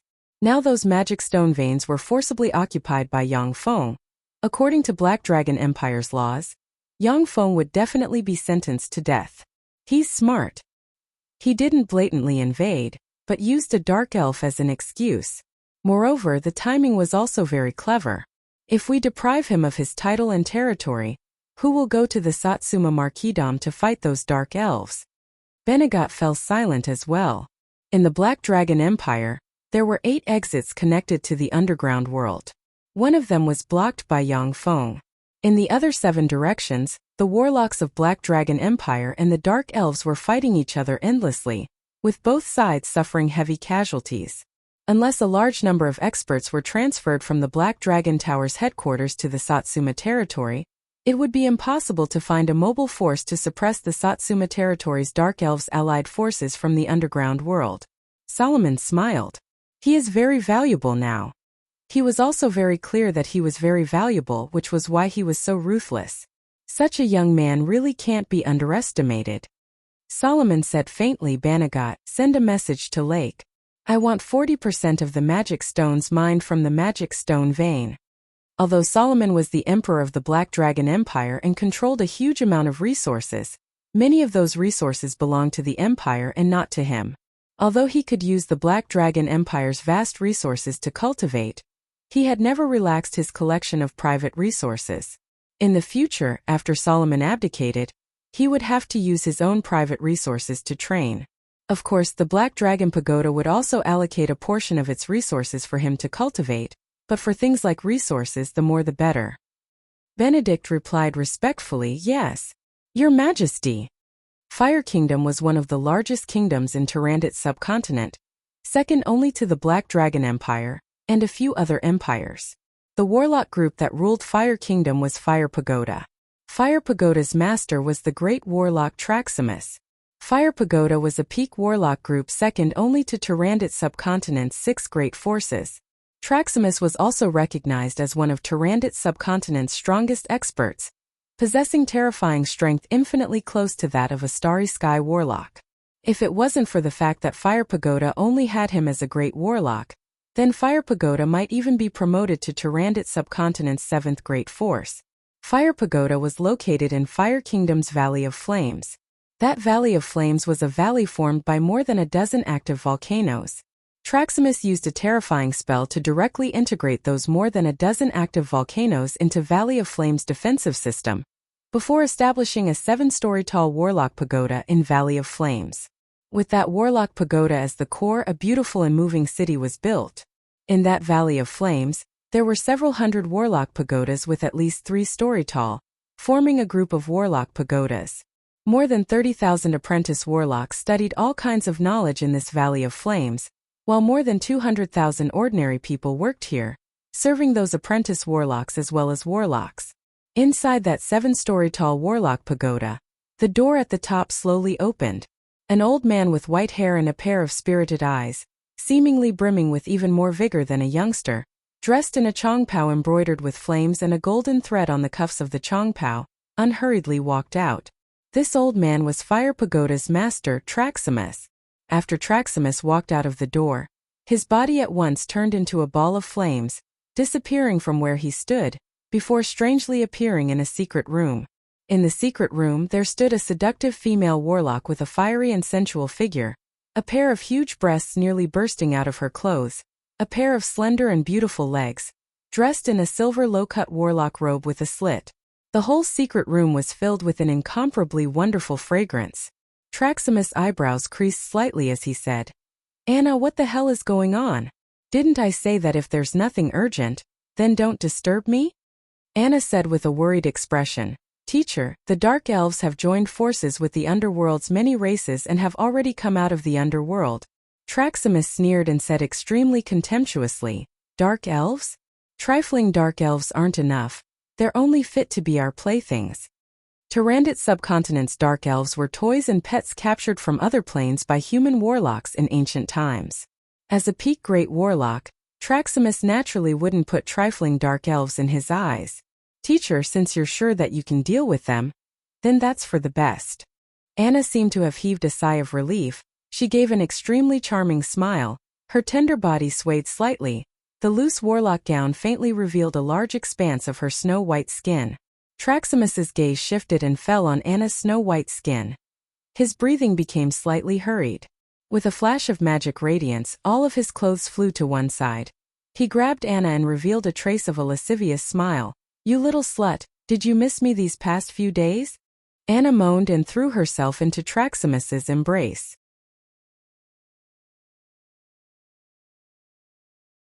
Chapter 117. At once the two people intertwined. At the most crucial moment, Anna's eyes flashed with a touch of a cold glint. She turned around and embraced Traximus. Her cherry lips parted and a black light instantly shot out from her mouth, piercing Traximus's heart. "Fuck! You dare betray me!" Traximus's eyes flashed with a touch of astonishment. He bellowed madly and erupted with the terrifying life force of a great warlock rank in a flash. An incomparably terrifying flame erupted in a flash and a claw dug towards Anna's heart. "Save me!" Anna faced upwards and uttered an incomparably mournful scream. She merely possessed the strength of a pinnacle level 3 warlock. In front of the great warlock Traximus, she was merely a slightly stronger mouse. She was basically unable to withstand his furious blow. Traximus's claw pierced into Anna's heart. Flames erupted in a flash and directly burned Anna into a pile of ashes. Gotcha! Suddenly, a handsome man dressed in black appeared at the side of the secret room. He looked to be about 21 or 22 years old. In his right hand was a death substitution wood carving, while on his left hand was Anna, who should have been dead. That young man gracefully bowed towards Traximus and said with a faint smile, "Nice to meet you, Lord Traximus. My name is Bartolio, and my race is what you humans call the fiendish demon race. I'm very happy to meet you." Traximus's eyes spurted traces of flames. He clutched his chest, glared at Anna and roared with incomparable fury. "Why did you betray me? Anna, I've been so good to you, why did you betray me? Traximus, I've never loved you. Ever since you burned my most beloved Lek to death. I've always wanted to kill you. I joined Fire Pagoda in order to kill you. I've already waited for 100 years for this day.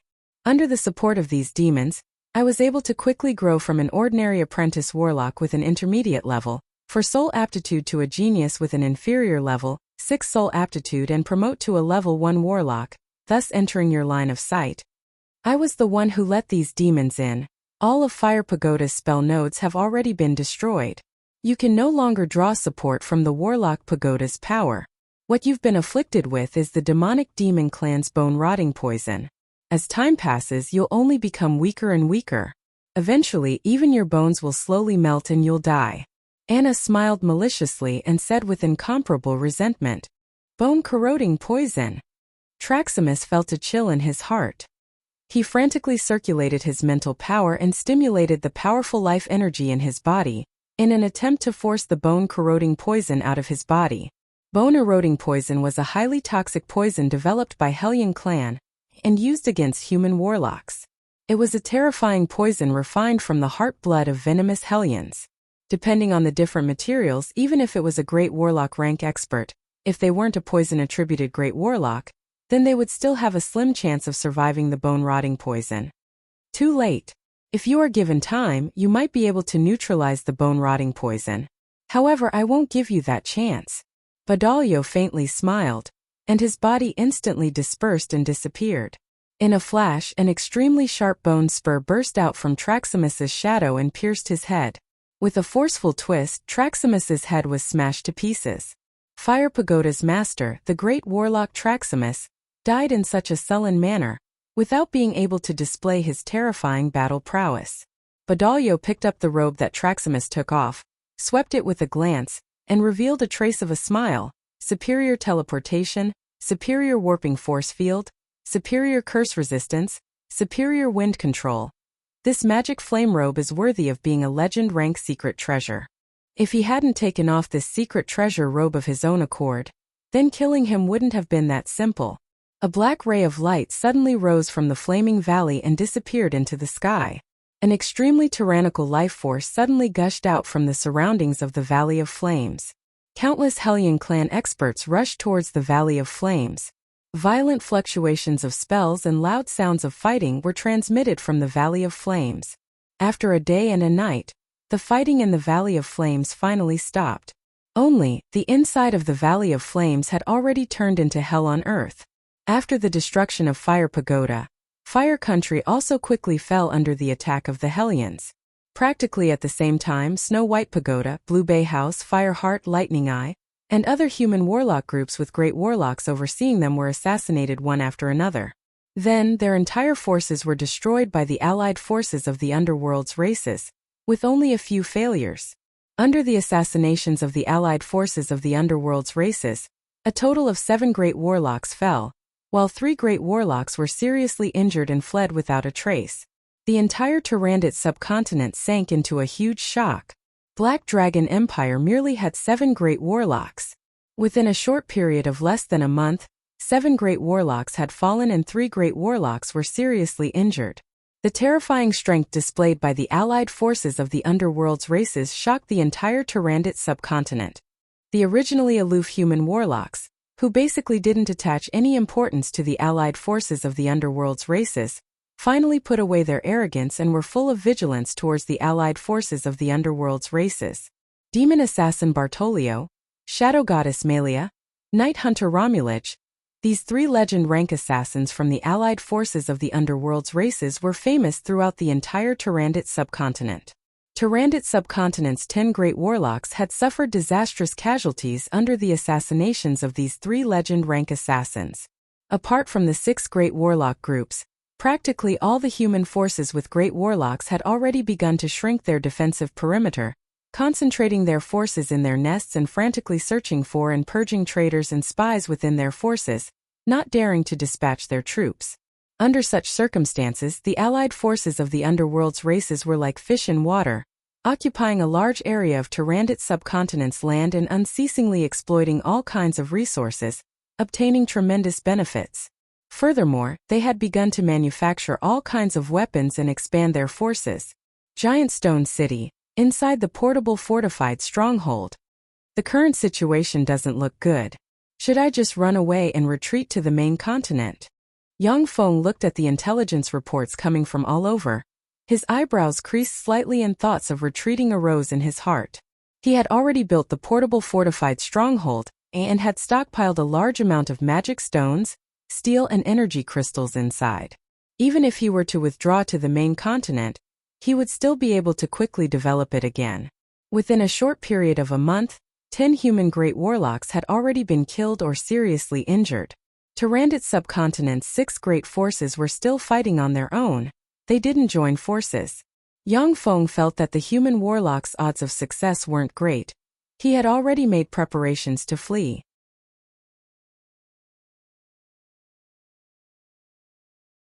Chapter 118.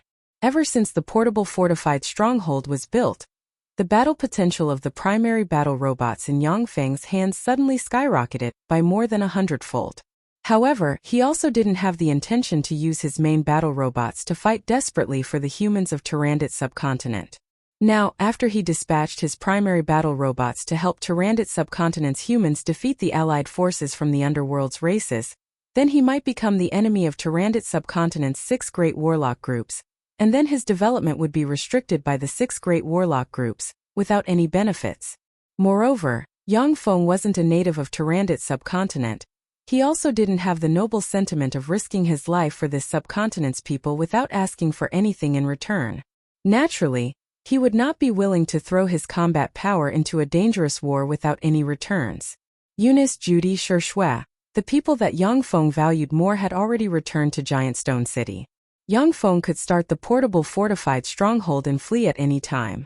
A crisp bell suddenly sounded beside Yang Feng. He put on his helmet. The eyes of the liquid metal robot named Yang Yi glowed red as he walked towards the meeting hall. "Greetings, City Lord." Alan, who was dressed in a silver-white warlock's robe with a silver thread on the cuffs, saluted respectfully towards Yang Feng.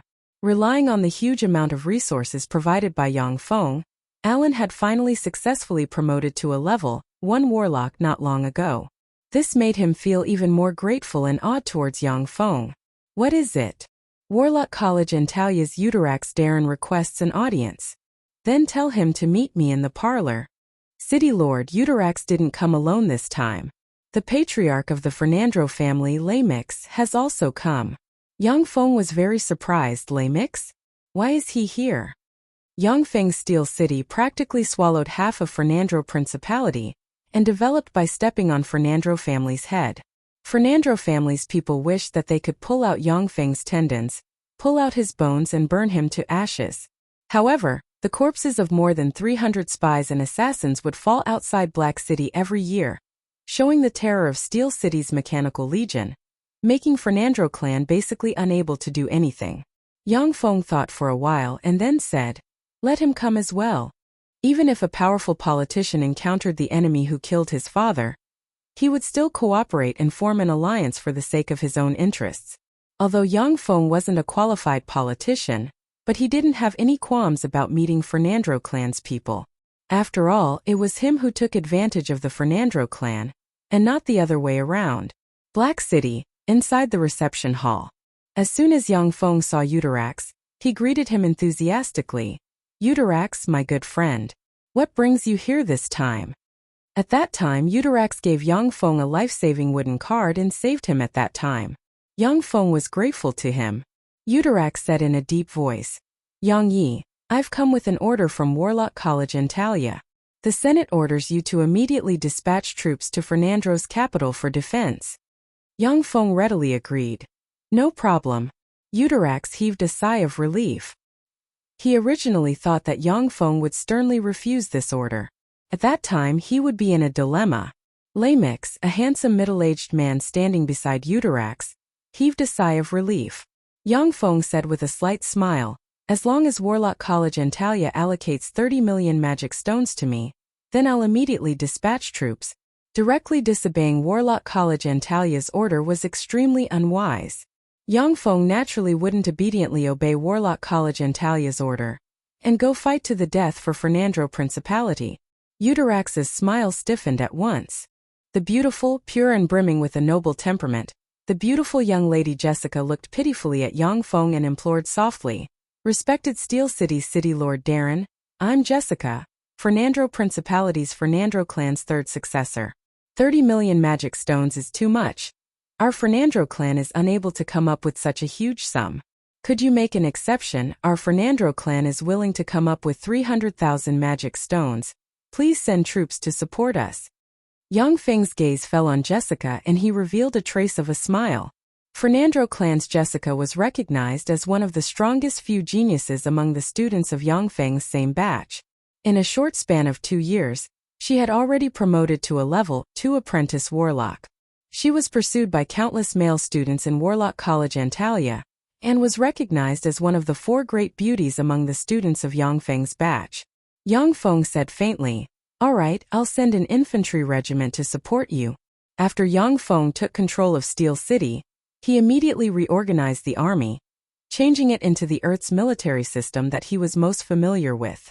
An infantry regiment had about 1,500 soldiers. Jessica's pretty face changed slightly, revealing a delicate and pitiful expression. She implored softly, "Could you please send 5 mechanized infantry divisions to support us?" Over the past 2 years, many factions had sent spies into the City of Steel, many of whom had official identities. Under those people's investigations, some intelligence that Yang Feng had deliberately released was also directly grasped by them.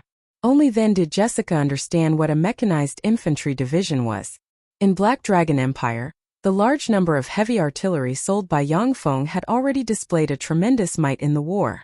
Black Dragon Empire's aristocrats had placed a large number of orders with Yang Feng to purchase all kinds of heavy artillery. Now in Tyrannid's subcontinent, many forces were aware of the might of Steel City's heavy artillery. In Tyrannid's subcontinent, there were also a lot of formidable weapons manufactured by warlock advanced alchemists, many of which were even more terrifying than those heavy artillery. However, in terms of cost-effectiveness, Steel City's heavy artillery was the most cost-effective. One had to know that the price of a level 1 fireball spell scroll was more than 10,000 magic stones. In small-scale battles, a level 1 fireball could help a level 1 warlock defeat another level 1 warlock. However, in large-scale battles, the might of a fireball was far inferior to the might of a large-caliber heavy artillery shell. Yang Feng very conscientiously priced a large-caliber heavy artillery shell at 500 magic stones. Each of Yang Feng's mechanized infantry divisions was equipped with a large number of tanks, self-propelled artillery, rocket artillery, heavy-duty armed helicopters, bombers and transport aircraft. That was why Jessica wanted Yang Feng to send his mechanized infantry divisions to support them, instead of casually sending some cannon fodder. 1,500 unarmed and untrained people were sent to the battlefield. Their value was not even comparable to that of 50 fully armed and well-trained real soldiers.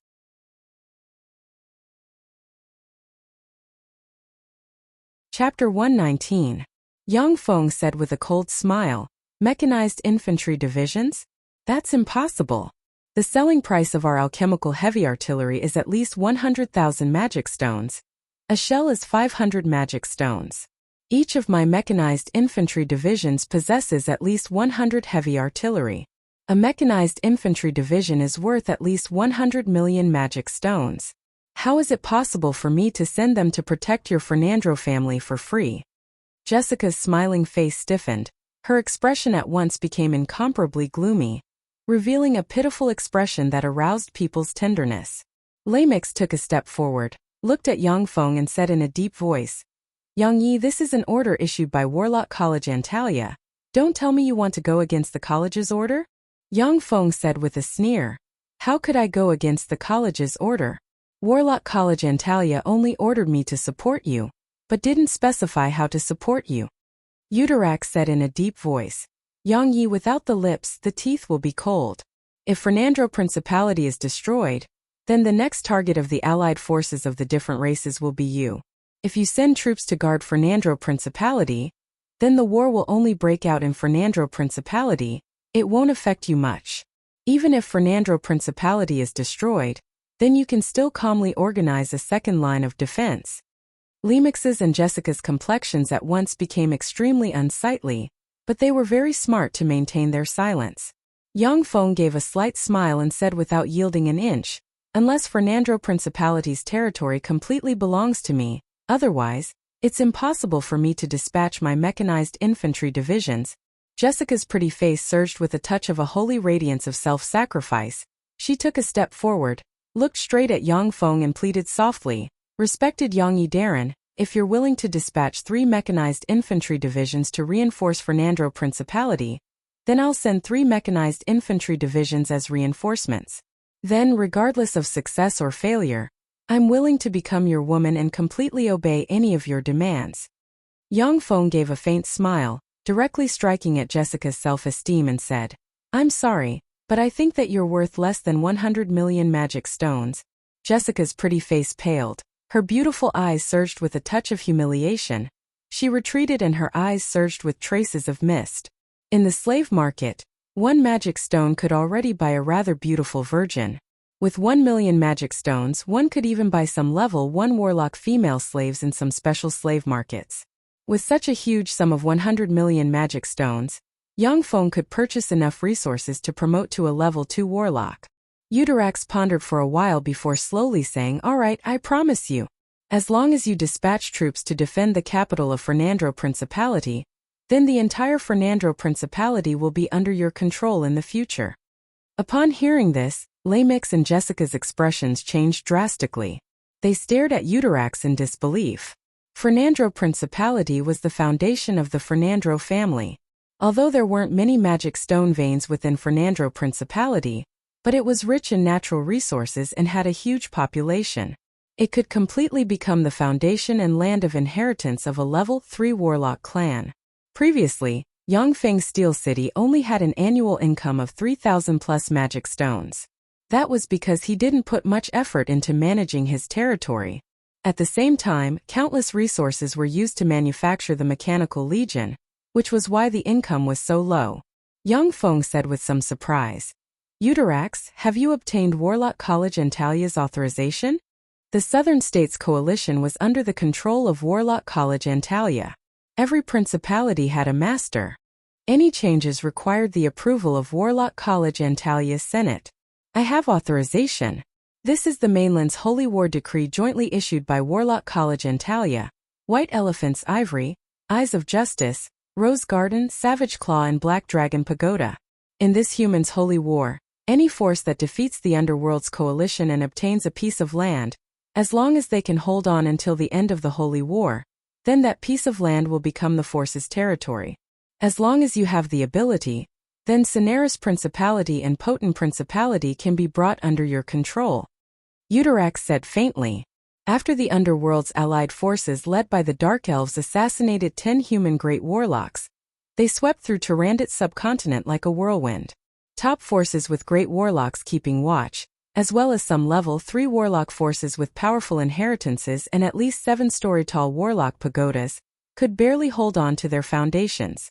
Forces without level 3 warlocks simply couldn't resist the assault of the Underworld's allied forces. Cineris Principality and Potent Principality, the 2 great principalities, had already been defeated by the Underworld's allied forces and annexed. Originally, Yang Feng didn't have any interest in dispatching troops to confront the Underworld's allied forces, but now he was extremely interested. The combined area of Cineris Principality and Potent Principality, the 2 great principalities, was more than 50 times that of Satsuma Marquisdom. Although the 2 great principalities' magic stone veins were far from that of Satsuma Marquisdom, but they were still rich in resources required for warlocks to practice cultivation. If the 2 great principalities were to be annexed, then Yang Feng's forces would once again surge by a large margin. Yang Feng said decisively, "All right, I'll dispatch troops tomorrow." Lamix was silent for a moment, then said unhurriedly, "Yang Yidaran, I have the corpse of an adult Moffin demonic polar bear, containing its fur, bones and crystal core. I'm willing to offer this Moffin demonic polar bear's corpse to you." Eudirax exclaimed, "Moffin demonic polar bear? That's an extraordinary life form capable of manipulating the power of the earth. After reaching adulthood, it possesses battle prowess comparable to that of a great warlock rank." Yang Feng couldn't help but be moved when he heard that. The corpse of a great warlock rank extraordinary life form, it was definitely a rare treasure. Furthermore, by relying on the formidable manufacturing ability of the portable fortified stronghold, as long as there was a complete great warlock rank extraordinary life form corpse, Then it could be transformed into a great warlock rank mechanical battle beast. In Tyrannid subcontinent, the corpse of a great warlock rank extraordinary life form was priceless.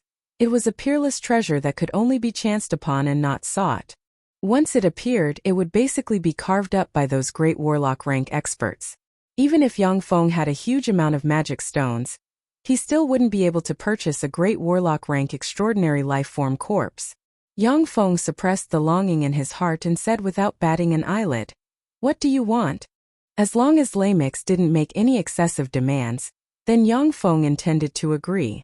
Lamix said unhurriedly, "I want our Fernandro Principality to continue on and not be destroyed in this time's holy war. In addition, I also hope that Jessica can marry you's only blood relative, Yang Feng." Jessica looked at Lamix with an astonished expression, yet very rationally maintained her silence.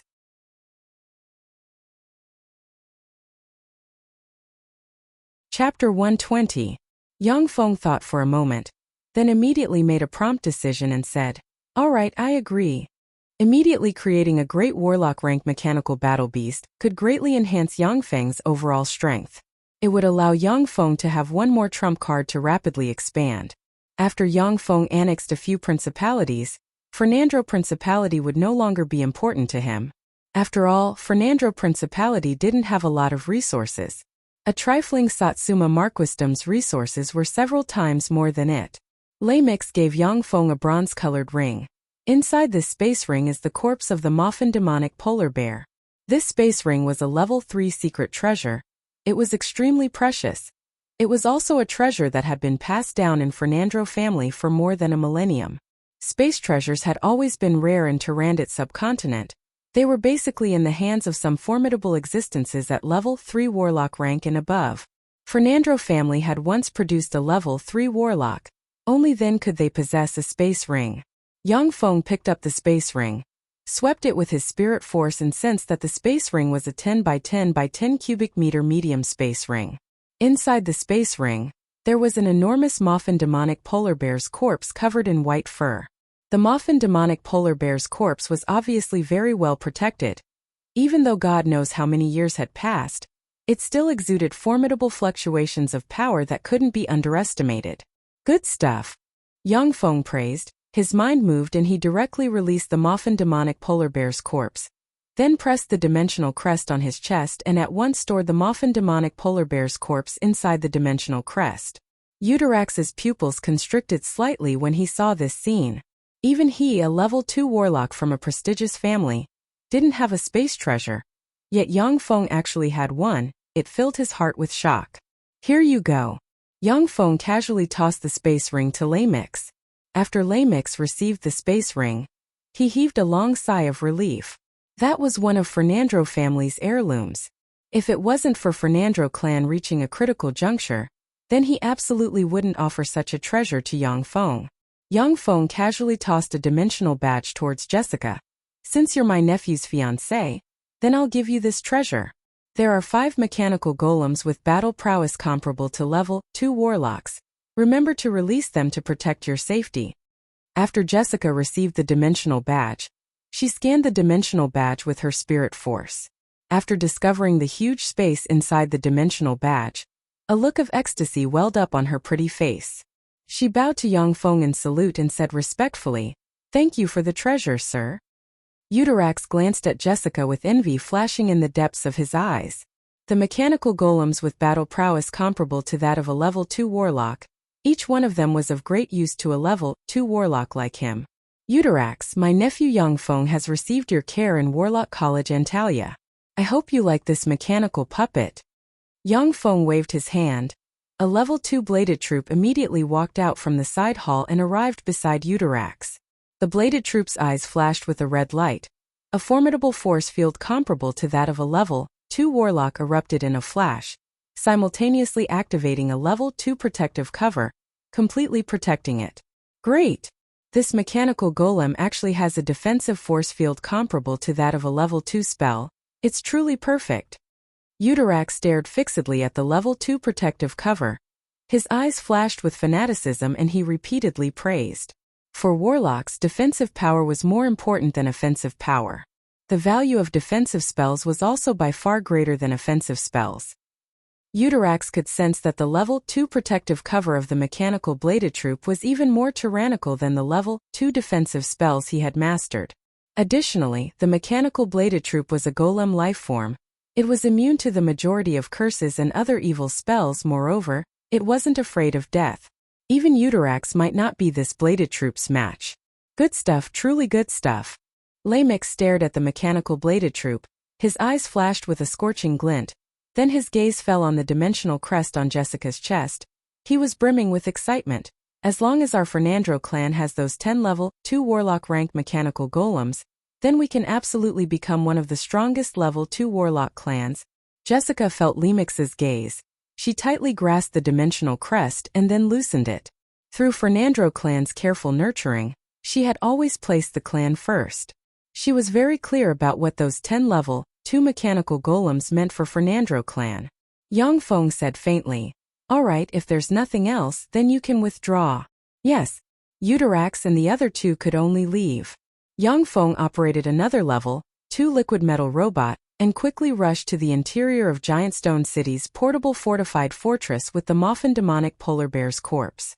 The Moffin demonic polar bear's corpse was taken out and refined. Moffin demonic polar bear's corpse.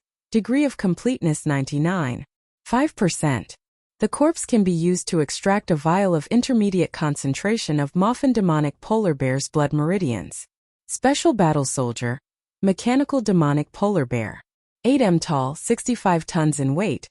Equipped with a super magic core propulsion furnace, level 5 protective cover. Combat radius of 10,000 kilometers. Requires 1 million Kuan of energy. 10 units of dimensional crystal. General evaluation of battle prowess. Level 10. No ability to continue evolving. Manufacturing time 24 hours. Yang Feng revealed a trace of a gratified smile. That's great. Like this, I have 2 primary battle robots with battle prowess comparable to great warlocks. Even if I encounter a genuine great warlock rank enemy, then I can still put up a fight. In Tyrannid subcontinent, any great warlock rank expert was a peak existence. They could completely dominate a warlock group and establish a kingdom. Moreover, great warlock rank experts were known as legend rank experts in other planes. Any one of them could leave their name in history as a legendary figure. A lot of low-level planes' strongest experts were merely great warlock rank experts. Every single great warlock rank expert was extremely arrogant. They were basically loners. Yang Feng had 2 primary battle robots with battle prowess comparable to great warlocks. He could easily defeat many lone great warlock rank experts. Yang Feng thought somewhat regretfully, "It's a pity that I don't have the Moffin demonic polar bear's cultivation method. Otherwise I would soon have another Blood Meridian warlock clan."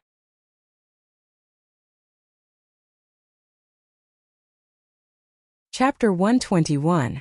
In order to become a Blood Meridian warlock, one must possess the Blood Meridian essence of a formidable life form, as well as a matching cultivation method.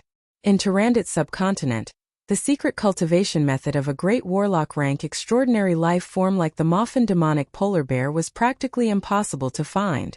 It was precisely because of this that Lamix had so easily handed over the vial of Moffin demonic polar bear's corpse to Yang Feng. Black City, inside a luxurious hotel room. Patriarch Darren, "Why do you want me to marry that waste Yang Feng?" Jessica said, somewhat puzzled. "If we were to have a marriage alliance, then wouldn't it be better for me to marry Steel City's city lord?" Jessica was very precocious. She understood that it was basically impossible for her to decide on her own marriage. She didn't choose to rebel against her fate, but rather asked very rationally.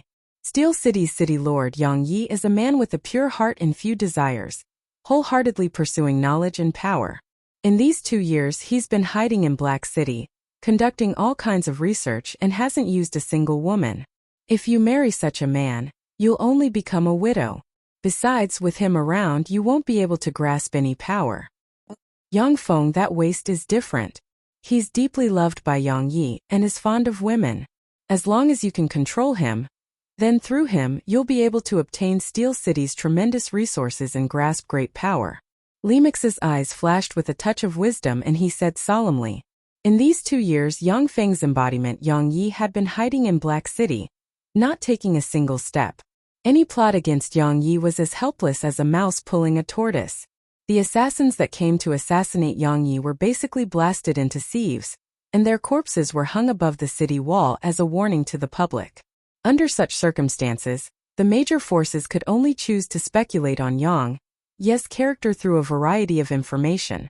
In these 2 years, Yang Yi hadn't doted on a single woman. The major forces could only deduce that he wasn't fond of women. As for the beauties around Yang Feng, such a person was naturally a lecher, and was easily corrupted by beauty.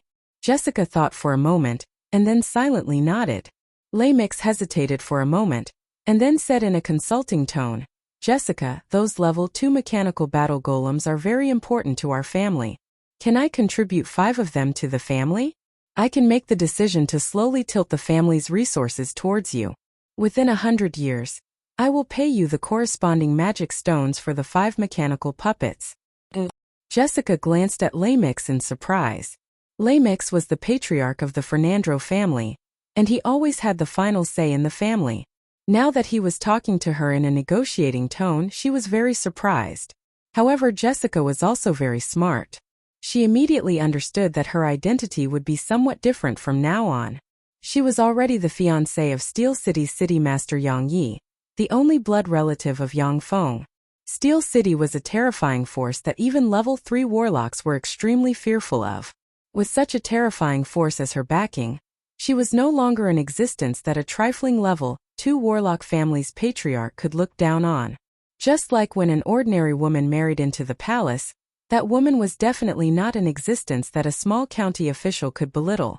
Looking at her grandfather's grandfather's grandfather, Jessica sighed inwardly and nodded. Okay. Fernandro family attentively cared for a genius like Jessica from a young age, and provided her with huge resources and support. Jessica also had a strong sense of identity with the family. Lei Mix was also very well behaved, and only asked for 5 mechanical golems from her. She naturally wouldn't refuse Lei Mix's request. Lei Mix heaved a slight sigh of relief inwardly. Fortunately, Jessica wasn't the kind of woman who would turn hostile after gaining power. Fernandro Principality's capital, Nerona City, was an enormous city with a population of 1,500,000. It was extremely prosperous.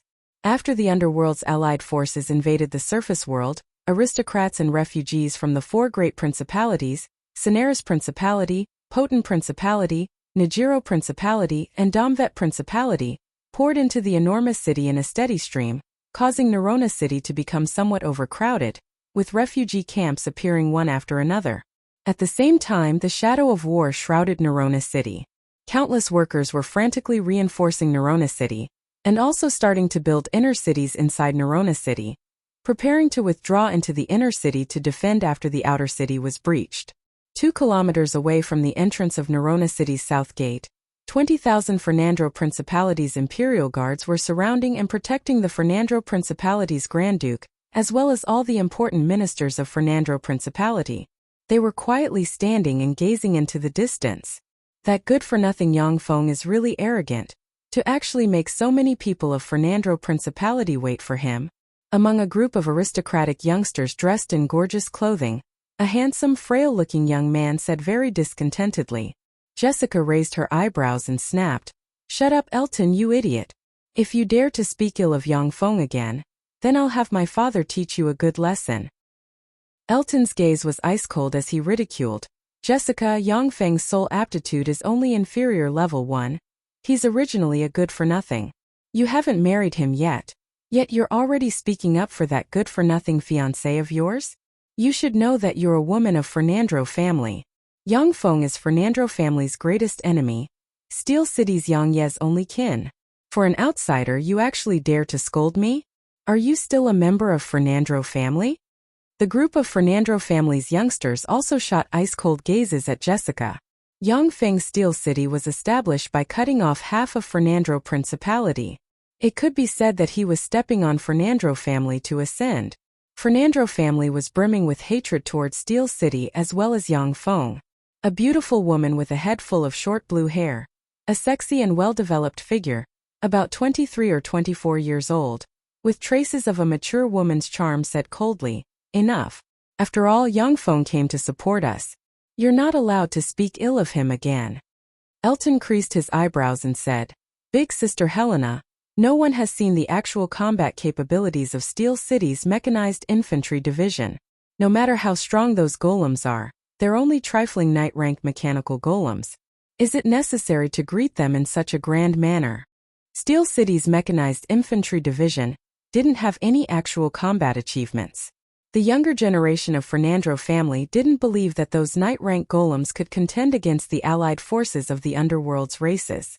After all, those terrifying existences had successively destroyed more than a dozen principalities in the Southern States coalition.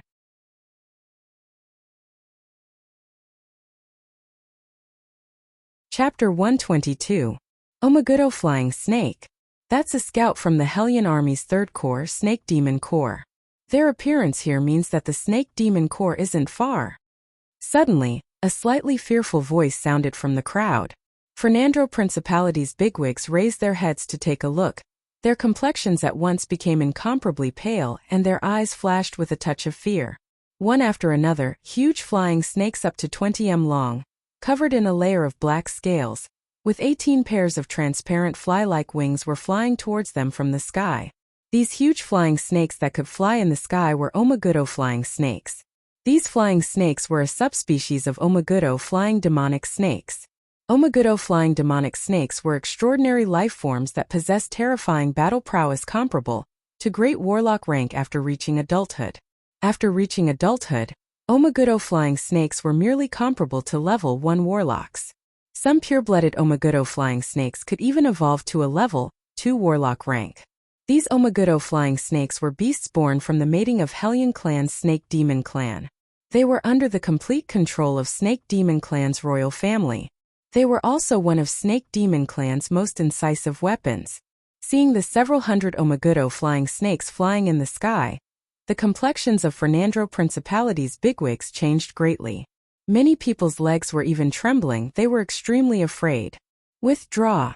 Archduke Fernandro's complexion was pale as he decisively ordered. An Omagudo flying snake was enough to give Giant Stone City, such a large city, a huge headache. In a field battle, those several hundred Omagudo flying snakes could completely devour everyone here. Those Fernandro Principality's greater aristocrats had panic-stricken expressions. They practically tumbled and crawled as they fled towards Nerona City. The several hundred Omagudo flying snakes' speed suddenly soared. As if several hundred arrows, they pounced towards Fernandro Principality's greater aristocrats. The 5-story-tall warlock pagoda in the center of Fernandro Principality shone with radiance. For fireballs burst out in a flash as if meteors, they bombarded the flock of Omagudo flying snakes in the sky. In a flash, the 4 Omagudo flying snakes were blown to pieces, with countless fragments falling from the sky. Magical radiances flashed from the center of Fernandro Principality's 5-story-tall warlock pagoda. Negative spells fell on the several hundred Omagudo flying snakes, weakening their battle prowess. Sitting on a level 2 warlock rank Omagudo flying snake, dressed in a black leather armor with wheat-colored skin and a gorgeous appearance, the woman opened her cherry lips and issued an extremely strange howl. The hundreds of Omagudo flying snakes instantly turned around and retreated. Several hundred Omagudo flying snakes weren't enough to capture Fernandro Principality's capital, Nerona City. Not long after, all kinds of large and small ordinary venomous snakes and all kinds of snake-type extraordinary life forms formed a sea of snakes, rushing towards Nerona City. If a person with trypophobia saw so many snakes, then they would definitely fall limply from fear. In that sea of snakes, there were close to 20,000 giant snakes with a body length of more than 10 meters. Sitting on top of those 20,000 giant snakes were Snake Demon Clan's experts that didn't differ much from ordinary humans, but had a pair of snake-like vertical pupils. Demon Clan's ancestors could be traced back to their origins. Their ancestors were also humans, but under the Second Warlock Dynasty's taboo transformation, only then did they become freaks like demons. The majority of demons before they transform, their appearances were basically no different from humans. If Demon Clan didn't have to devour human flesh and blood in order to stay sane, then devouring human experts would allow them to obtain enormous power. Then they could even be regarded as a branch of Blood Meridian warlocks. Above the city wall, when Fernandro Principality's experts saw that densely packed sea of snakes in the distance, Their scalps went numb and their eyes flashed with fear. That lofty city wall could defend against the attacks of many extraordinary life forms, but its defensive effect against that sea of snakes wasn't great. Without the support of the lofty city wall, even with the protection of the 5-story-tall warlock pagoda, and the terrifying might of a level 3 warlock, Fernando Principality still didn't have the confidence to defeat the snake demon legion that could enslave countless giant snakes. Among the 20,000 giant snakes, there was a Kamado silver-white demonic horn giant snake with a length of 40 meters, its entire body covered in a layer of silver, and a single horn. This was a terrifying giant snake that would directly promote to a level 3 extraordinary life form after reaching adulthood, and even had a trace of hope to evolve into a level 4 extraordinary life form, Kamado silver-white demonic horn snake king. On the head of that adult Kamado silver-white demonic horn giant snake, there was a soft sofa inlaid. On that sofa there was a peerless beauty with skin as white as jade. An extremely beautiful appearance, blonde hair, blue eyes, plump buttocks and large breasts, brimming with the charm of a mature woman. This peerless beauty was Snake Demon Legion's commander, demonic snake maiden Illyria, an expert with the terrifying strength of a pinnacle level 3 warlock. She was also a peerless genius of Snake Demon Clan with the greatest hope of promoting to a great warlock.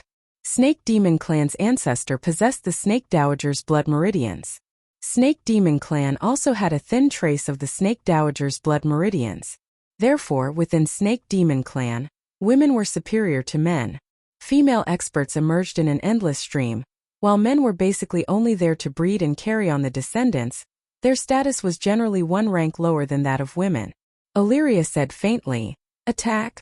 Shortly after, the densely packed common vipers, amounting to several 100,000, madly rushed towards Nerona City like a tide.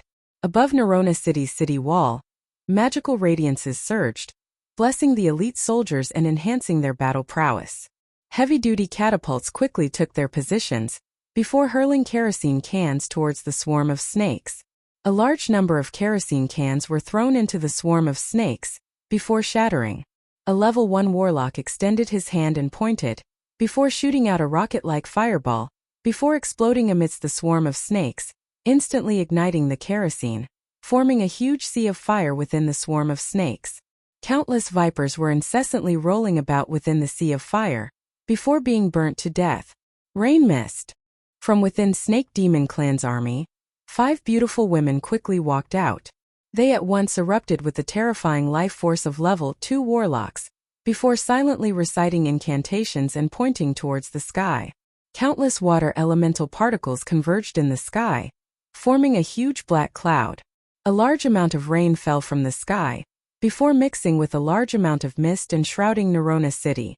Under the pouring of the heavy rain, the huge sea of fire was extinguished one after another.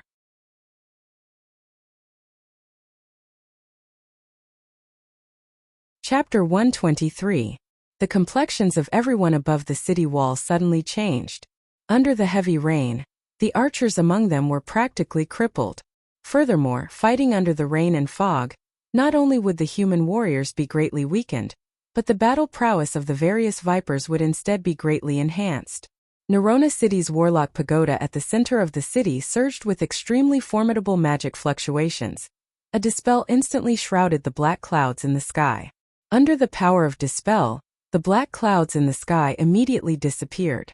Not long after the black clouds disappeared, the Snake Demon Legion's warlocks once again cast rain and fog, once again condensing into a lump of black clouds. Nerona City's warlock pagoda unceasingly dispersed the black clouds in the sky. The magic powers of both sides unceasingly intertwined in the sky. The heavy-duty catapults on top of the city wall were still unceasingly hurling kerosene. Then the level 1 warlocks cast fireball to ignite it. Waves of flames and thick smoke once again appeared in the midst of the snakes, devouring a large number of them. The densely packed snakes avoided the area enveloped by the flames, quickly swam past Nerona City's moat, and continuously climbed up along Nerona City's city wall. Shadow rays. Arcane projectiles. Negative energy rays.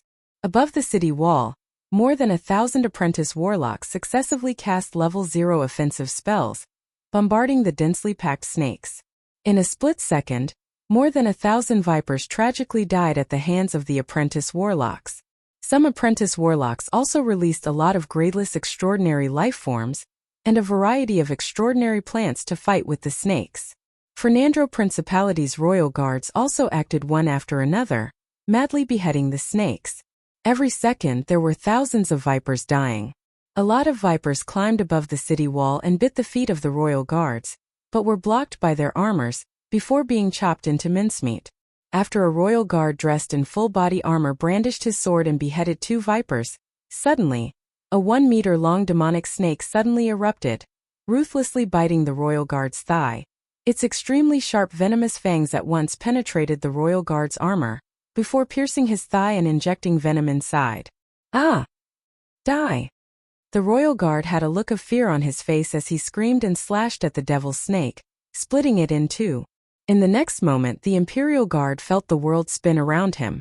The poisonous gas attacked his heart and he fell to the ground, covered by the countless poisonous snakes. Many low-grade extraordinary life-form demonic snakes were hidden in the midst of the snakes. These demonic snakes mixed in with the ordinary snakes and constantly attacked, biting the royal guards' thighs one by one. Soon, the miserable screams of the Imperial Guards could be heard coming from above the city walls. A large number of Imperial Guards were killed by those poisonous snakes. Seeing this scene, the official warlocks who originally intended to preserve their spirit force had no choice but to take action. In an instant, a demonic wolf covered in flames, a 10-meter-tall steel golem, a 3-headed demonic lion, a demonic leopard, and 3 man-eating demonic vines appeared on the city wall. These formidable existences with battle prowess comparable to level 1 warlocks took action one after another, exterminating a large number of vipers. Illyria waved her jade hand. 10,000 of the 20,000 demonic snake legion's warriors on the ground separated from the rest and rode their thick demonic snakes towards Nerona City. The demonic snakes ridden by the demonic snake legion were called bagger boas. It was also a subspecies born from demonic snake clans mating. After reaching adulthood, warlocks would possess a terrifying physique comparable to that of level 1 warlocks. Their only shortcoming was that their intelligence was too low, and they were unable to use spells. Their true strength was far inferior to that of level 1 warlocks. If the 10,000 bagger boas joined forces to attack, then even if a level 3 warlock didn't escape, he would still be exhausted to death. When those Fernando Principality's bigwigs saw the 10,000 bagger boas move, their complexions immediately became incomparably pale. In a flash, the Warlock Pagoda in Nerona City erupted with incomparably formidable fluctuations of magic.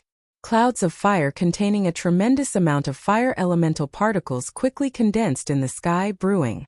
Obviously, a large-scale fire attribute destructive spell was brewing.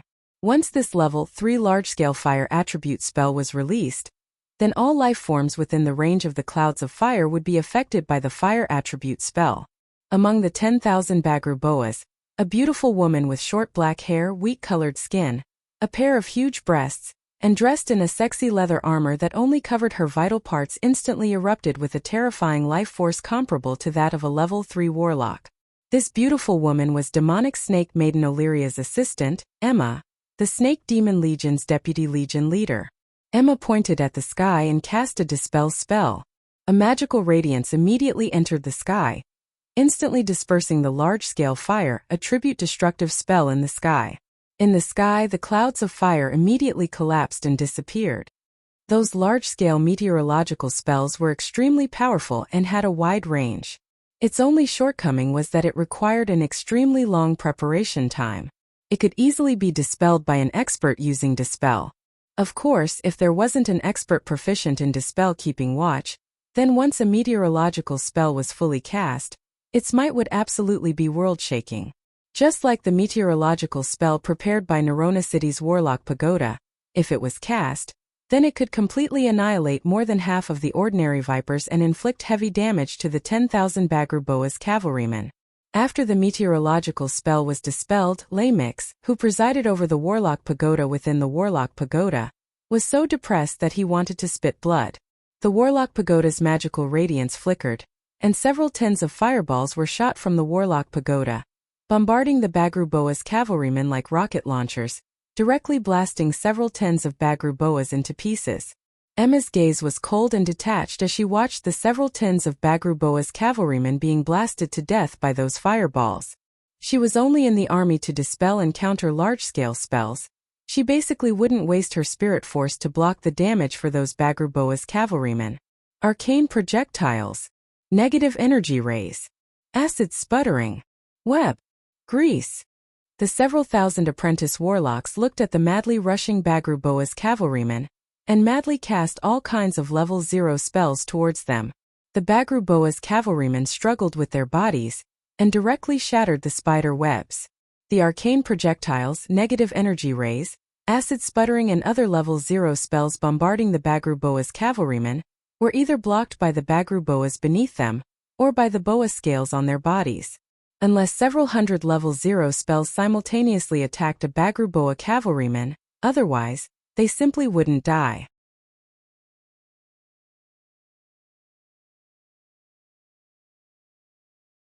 Chapter 124. The 10,000 Bagruboa cavalries withstood the countless attacks. After paying the price of close to 200 casualties, they quickly swam to the edge of Nerona City's city wall, and then directly swam up the city wall. Once the Bagruboa cavalry swam up the city wall, the Boa cavalries with the strength of an Earth Knight and above immediately jumped down from their Bagruboas, before madly beheading Nerona City's royal guards with their greatswords in hand. Nerona City's royal guards' ordinary soldiers basically all had the cultivation of a high-level warrior. But compared to those Boa cavalries with the cultivation of an Earth Knight, they basically weren't on the same level. Those Boa cavalries rushed into the crowd, then like tigers entering a flock of sheep, they started a massacre. Those huge Bagruboas also opened their bloody maws one after another, before swallowing the human warriors above the city wall. Although Nerona City's royal guards resisted with all their might, but they still suffered disastrous casualties, and very quickly showed signs of defeat. It's over. Under the protection of the 5-bladed troops, Jessica's complexion was deathly pale as she watched the hell-like scene above Nerona City's city wall. Damn it, is Fernando Principality going to perish in my hands? I'm unreconciled. Archduke Fernando faced upwards and issued a long howl of grief and indignation. Not long ago, Elton and some of Fernando clan's youngsters, who were still incomparably arrogant a while ago, watched the savage scene of those Bagruboas devouring the humans. Each and every one of them was scared to the point of trembling, their eyes brimming with fear. Some timid ones were even scared to the point of wetting themselves. Many of Fernando clan's young ladies went into hiding. Only Helena and a few apprentice warlock rank young ladies with decent strength were still hiding behind the army, and were still fighting. Are those Steel City's mechanical golems? They're really too formidable. If only they belonged to me, how great would that be? Helena looked at the bladed troops guarding in front of Jessica, her beautiful eyes brimming with jealousy and envy. The 5-bladed troops guarding in front of Jessica, brandishing their high-frequency oscillation blades, as if cutting tofu, they easily beheaded those Bagruboas as well as those Boa cavalries. Those Bagruboas had just approached Jessica, when the 5-bladed troops charged and directly chopped those Bagruboas into countless pieces. On the vast city wall of Nerona City, only Jessica's side was barely holding on. The other directions have practically collapsed. A large number of human warriors and apprentice warlocks were swallowed by those Bagruboas, beheaded by those Boa cavalrymen, or bitten to death by those vipers. Relying on the protection of the 5 ferocious and peerless bladed troops, even if the entire Nerona City fell into enemy hands, Jessica would still have the hope to kill her way out of Nerona City and escape. It's over. Illyria watched as the 10,000 Bagruboa cavalrymen ascended Nerona City's city wall. The corners of her mouth slightly rose, revealing a trace of a smile. The capitals of Cineris Principality and Poten Principality were easily captured by Illyria. Just as Illyria expected, after the Bagruboa riders attacked the city wall, the forbidden guards above Nerona City didn't even persist for half an hour before their morale collapsed, and they started to flee in all directions. Cries, shouts and blood-curdling screams reverberated above Nerona City. Archduke Fernando successively beheaded quite a few fleeing high-ranking officers, but was still unable to curb the collapse of his army. Finally, he sighed in frustration and his eyes flashed with a whiff of despair. The Minister of Defense Archer had an anxious expression as he arrived beside Archduke Fernando and advised, "Your Majesty, let's quickly escape. As long as we survive, we'll have the chance to stage a comeback." Archduke Fernando was very unwilling as he said, "After losing Fernando Principality, what value would we have in the eyes of Warlock College Antalya? Even if we escape to St. Colin City, we'll only be living under someone else's roof and struggling at death's door." Fernando Principality had to hand over a large amount of resources to Warlock College Antalya every year. Only then did it obtain the authority to govern the principality. Moreover, it was valued and sheltered by Warlock College Antalya. After Fernando Principality was destroyed, Fernando family would also lose its foundation and wouldn't be valued by Warlock College Antalya. Archer said, "As long as we're alive, there's hope. Wasn't Princess Jessica betrothed to Steel City's City Master Sol Kin, Yang Feng? With the support of Steel City's City Master, we'll still have hope of restoring our country." Archduke Fernando gave a miserable smile and pointed towards the several hundred Omagudo flying snakes that were already descending from the sky. "Hope of restoring our country? That's just deceiving ourselves. Even if Steel City has 100,000 knight-rank steel golems, they still wouldn't be a match for those freaks." Archer looked at the several hundred Omagudo flying snakes that were descending from the sky to give Fernando Principality a final blow. His eyes flashed with a whiff of despair. He also didn't believe that Steel City's mechanical golems could contend against the Omagudo flying snakes. Boom! Boom! Boom! Boom! Just as Nerona City had sunk into despair and chaos, air-to-air missiles dropped from the sky, bombarding the flock of Omagudo flying snakes with incomparable precision and instantly exploding. One after another, Omagudo flying snakes were instantly torn apart under the bombardment of the air-to-air missiles, turning into countless fragments that scattered on the ground. Seeing this scene, Illyria's smile slightly stiffened, and then her eyes surged with endless fury. Those Omagudo flying snakes were variant species born from the mating of Snake Demon clan. They were also the Snake Demon Legion's most elite main force. Every one of them was very precious. Illyria's status among Tyrannid subcontinent's Snake Demon clan was extremely high, yet she only had several hundred Omagudo flying snakes in her possession. She used these Omagudo flying snakes as scouts and trump cards to decide the outcome of the battle. Now that several dozen of them were killed, it immediately made her furious and her killing intent surged. "Who the hell is it? To actually dare to kill my Omagudo flying snakes? I definitely won't forgive you." Illyria raised her head and looked towards the direction where the missiles were fired. The terrifying life force of a pinnacle level 3 warlock erupted, issuing a terrifying whistle. In the distant sky, 100 Falcon heavy-duty assault helicopters were lined up and flying in her direction. Behind the protection of the Falcon heavy-duty assault helicopters, 120 Thunder Demon heavy-duty transport aircraft were flying. High in the sky, 100 Lightning supersonic fighters were flying, guarding 60 Colossus heavy-duty bombers.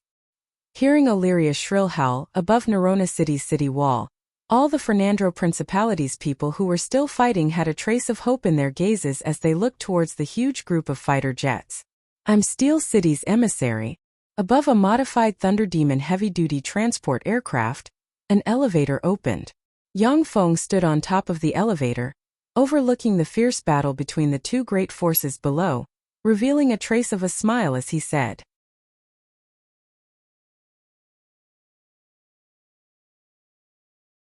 Chapter 125. Gazes brimming with complex emotions shot from Nerona City and concentrated on Yang Feng. Fernando Principality's people looked up at Yang Feng's figure in the sky, and their eyes surged with a touch of hope. In the sky, the Falcon heavy-duty assault helicopters were constantly firing air-to-air missiles, blasting the Omagudo flying snakes into countless pieces that scattered in all directions. "Stop!" Illyria barked sternly as she watched the several hundred Omagudo flying snakes being blasted into fragments. She felt a sharp pain in her heart. Yang Feng smiled slightly and snapped his fingers. "How is that possible?" As if laying eggs, the 60 Colossus heavy-duty bombers flying at an altitude of 5000 m dropped the densely packed cluster bombs. Boom! Boom! Boom! Boom! As soon as the cluster bombs hit the ground, they set off earth-shaking explosions. The explosive power of each cluster bomb was equivalent to a small-scale level 3 spell, and an area the size of a football field was covered by the power of the explosion. Under the first round of bombardment of the cluster bombs, all kinds of vipers and snake-type extraordinary life forms on the ground were blasted into pieces and scattered everywhere. The Snake Demon Legion's experts as well as Fernandro Principality's experts were dumbstruck when they saw this scene, not daring to believe their eyes. Archduke Fernandro was somewhat dumbstruck, his eyes brimming with astonishment. So strong. Is this the battle prowess of Steel City's Mechanized Infantry Division? It's really terrifying. Steel City's City Master's alchemy has really reached the acme of perfection, to actually reach such a terrifying level. Helena looked at the vast expanse of vipers and snake-type extraordinary life forms disappearing from the battlefield, her beautiful eyes brimming with astonishment. Such a terrifying army, such formidable weaponry. No wonder they had the confidence to annex us within a month at that time. Such alchemical weaponry is really too terrifying. Jessica was somewhat delighted and excited, yet also somewhat complicated as she looked at Yongfeng in the sky. She sighed with some bitterness in her heart. Steel City's Mechanized Infantry Division is really too powerful. At that time in Warlock College Antalya, Jessica looked down on trash with low soul aptitude like Yongfeng. However, due to Steel City's great influence, she wouldn't take the initiative to provoke Yongfeng. When she first heard that Yongfeng was promoted to a level 3 apprentice warlock, she felt very upset. After all, in terms of soul aptitude alone, she was more than 100 times stronger than Yongfeng. Now that she had become Yongfeng's fiancé, it gave her an indescribable feeling. Elton and the other youths who originally looked down on Steel City and the Fernandro family were all dumbstruck, not daring to believe their eyes. Stop! Do you hear me? Illyria's beautiful eyes flashed with a touch of anger. She instantly erupted with the life force of a pinnacle level 3 warlock. A pair of dragon wings grew from her back. She lightly tapped her feet and turned into an extremely fast black ray shooting towards Yongfeng lightning fast. Yongfeng's mind stirred slightly. Soon after, 50 lightning supersonic fighters swooped down from the sky. Their cannons rumbled and madly strafed Illyria with all their might. Illyria's figure flashed with a spell radiance, before more than 100 lifelike phantoms appeared in midair. Those lightning supersonic fighters did not use their eyes to identify their enemies, but instead used their radars to lock onto their enemies. Those more than 100 phantoms were basically unable to confuse them. Their cannons still madly strafed Illyria, while air-to-air automatic homing missiles also madly bombarded Illyria. Illyria's figure shook, as if she had only taken a single step. She left behind afterimages as she evaded the strafing of those lightning supersonic fighters, before strangely appearing in front of Yongfeng. She extended her lily-white hand and directly grabbed at Yongfeng. The 2 level 8 shield troops guarding in front of Yongfeng instantly raised their large shields, opened a level 3 protective cover and blocked in front of Yongfeng. Illyria gave a sweet smile. She instantly disappeared from where she stood and very strangely appeared behind Yongfeng. She extended her lily-white hand and grabbed at Yongfeng. When Illyria's lily-white hand had just come into contact with the level 3 protective cover, her pretty face changed slightly. She discovered that she was unexpectedly unable to break through the protective cover in an instant. Just as Illyria's figure slightly paused, those lightning supersonic fighters completely locked onto her figure. Their cannons rumbled and countless cannon shells madly bombarded Illyria. Demonic snake morph. Illyria's pretty face changed slightly. She gave a shrill howl and in a flash, her whole body blossomed with black life force. Countless demonic snake scales suddenly grew and appeared. Her eyes changed from human eyes to snake-like vertical eyes. A long snake tail appeared behind her and her lily-white hands grew incomparably sharp claws. From a stunning beauty, she transformed into a freak with a mixture of human and snake characteristics. The countless cannon shells bombarded Illyria's body, before being instantly jolted away by the formidable life force revolving around her body, unable to injure her in the slightest. The air-to-air automatic homing missiles also stopped beside Illyria, unable to explode, because once those automatic homing missiles exploded, then Yongfeng and Illyria would be blasted to pieces. To actually be able to force me to this point by relying on some mechanical golems, you can also be proud. Just obediently surrender. Illyria's vertical pupils flashed with a cold glint.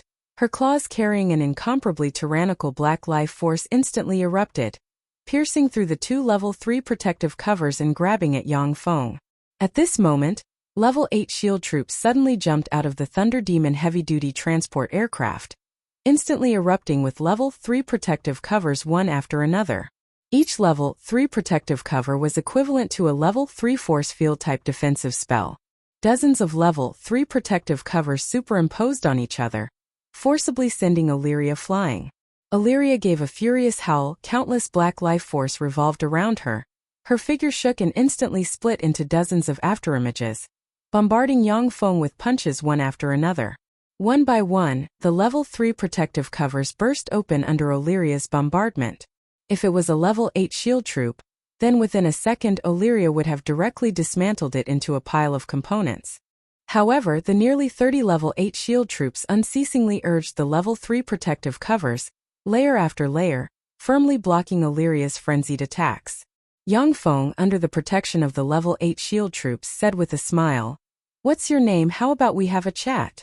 Fighting back and forth, it's too hurtful." Illyria became furious and shouted sternly, "Shut up! If you're a man, then come out from behind those guards and fight me one-on-one. Hiding behind guards, what kind of skill is that?"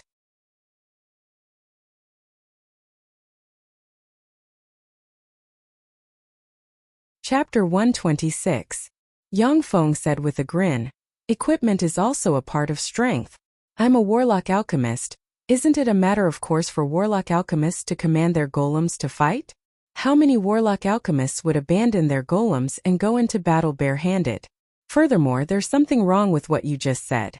Now isn't the backward feudal era. Gender equality is the mainstream of society." Illyria became even more furious within. She hated Yang Feng's shamelessness. Her speed suddenly doubled. Her fists were like meteors as they frantically bombarded the level 3 protective covers. The level 3 protective covers of the 30 level 8 mechanical shield troops were actually forcibly torn open by Illyria. Her fists slammed onto the super alloy shield of a level 8 mechanical shield troop. A terrifying peerless power erupted in a split second. With a single strike, the level 8 shield troop was blasted into pieces, its components scattering in all directions. Yang Feng smiled as he clapped his hands and teased, "Amazing! However, please continue to work hard. This bit of attack power isn't enough to destroy my guards." 60 shield troops equipped with external flight equipment had already flown over from both sides, before landing beside Yang Feng and activating their level 3 protective covers one after another.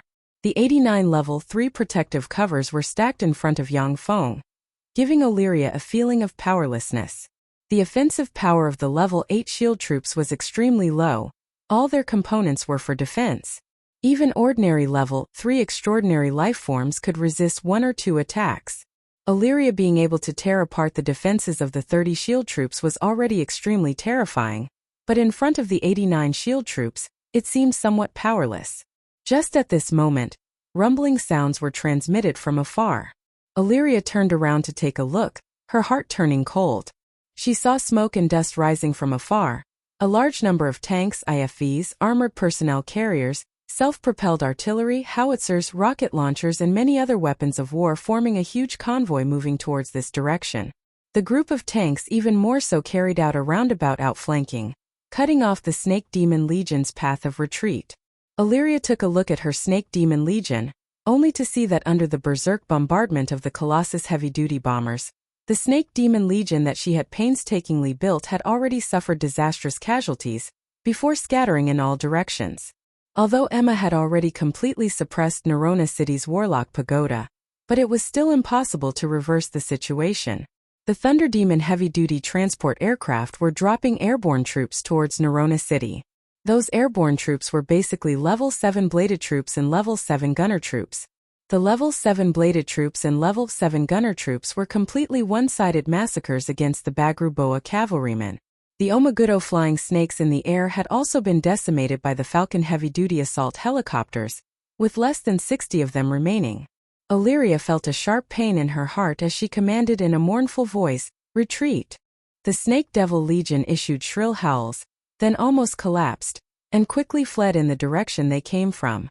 Yang Feng said with some regret, It's a pity. If you had persisted here, your core would have been finished. If Illyria got angry and tangled with Yangfeng, then the Snake Demon Legion would be completely devoured by Yangfeng's mechanized infantry division. Illyria recovered her tranquility. Her snake-like vertical pupils flashed with a touch of a bizarre radiance as she coldly asked, "What's your name?" Yangfeng said with a slight smile, "Do you want to be my slave? If you let me set up a restriction, then I'll tell you my name." "Alright. If you're willing to give me all of your war golems, then having me be your slave isn't a problem." The magic radiance on Illyria's body flashed, and she withdrew from the snake demon morph. She recovered her mature, charming, sexy, and alluring demeanor of a peerless beauty. She gave Yangfeng a charming smile, traces of faint magic fluctuations surged from her body, and a charm spell was silently deployed. The female life form cast a charm spell on you. The principle of this charm spell is to use body language, appearance, spirit fluctuations, environment, tone of voice, and other conditions to carry out a shallow level of hypnosis, making you subconsciously have a favorable impression of her, laying the foundation for the next step of the psychological suggestion and hypnosis. A series of analyses flashed in Yangfeng's eyes. Illyria's charm spell was extremely formidable, not the slightest bit inferior to Anusha's. If Yangfeng's true body was here, then he would definitely fall for it. However, there was only a liquid metal robot here. Through the liquid metal robot's point of view, Yangfeng only felt that Illyria was very beautiful, but he wasn't eroded by the charm spell. Yangfeng said with a slight smile, "Alright, I'll think about it." Sure enough, human males are only at this level. Illyria's beautiful eyes flashed with a touch of contempt. The next moment, the lightning supersonic fighter in the sky rumbled with countless cannon shells madly bombarding Illyria. Caught off guard, Illyria was forcibly bombarded by hundreds of cannon shells. She was sent flying and spat out a mouthful of blood. She glared at Yangfeng full of resentment. Yangfeng had a harmless appearance and said with a somewhat shy smile, "Sorry, I made a mistake. How about we chat again? Son of a bitch, I'll remember you. Next time I'll definitely make you pay." Illyria ferociously glared at Yangfeng, gave a furious roar and launched demonic snake morph. Her figure shook and she turned into a black stream of light, madly flying towards the group of tanks. After several dozen breaths of time, Illyria flew into the group of tanks. As if unparalleled, her claws were shrouded in a layer of black life force. She exerted her strength and tore a tank into two halves. Yangfeng's eyes flashed with a touch of shock. Tearing a tank with bare hands, that's too fierce. Only in the world of warlocks, where individual strength has reached the pinnacle, can such a scene be seen. The two great level 3 warlocks, Illyria and Emma, joined hands and tore the group of tanks to pieces. They forcibly broke out of the encirclement of the group of tanks with the several thousand Snake Demon Legion's remnants. The 100 lightning supersonic fighters quickly chased after them, continuously diving and strafing from the air, hunting the Snake Demon Legion's remnants. At the same time, half of the huge mechanized convoy was also split into two, continuously chasing after the Snake Demon Legion from the rear. The Thunder Demon heavy-duty transport plane that Yangfeng was riding descended from the sky and directly landed above Nerona City's city wall. Archduke Fernandro along with a group of Fernandro Principality's ministers arrived beside Yangfeng, bowed solemnly towards Yangfeng and said, "Yangfeng, welcome to Nerona City. Thank you very much for saving Nerona City's 1.5 million people. Thank you very much for saving Fernandro family. We, the Fernandro family, will never forget this kindness."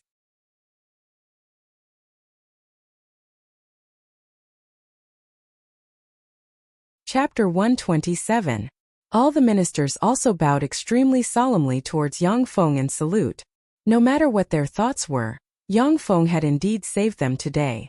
If not for Yangfeng's appearance, then they would have been reduced to Snake Demon Clan slaves or even food.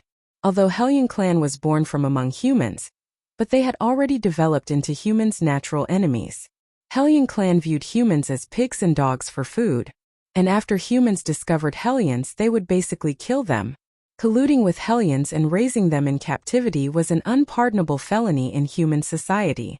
They were just products of Second Warlock Dynasty's experiments on the fusion of all kinds of ancient life forms' blood meridians.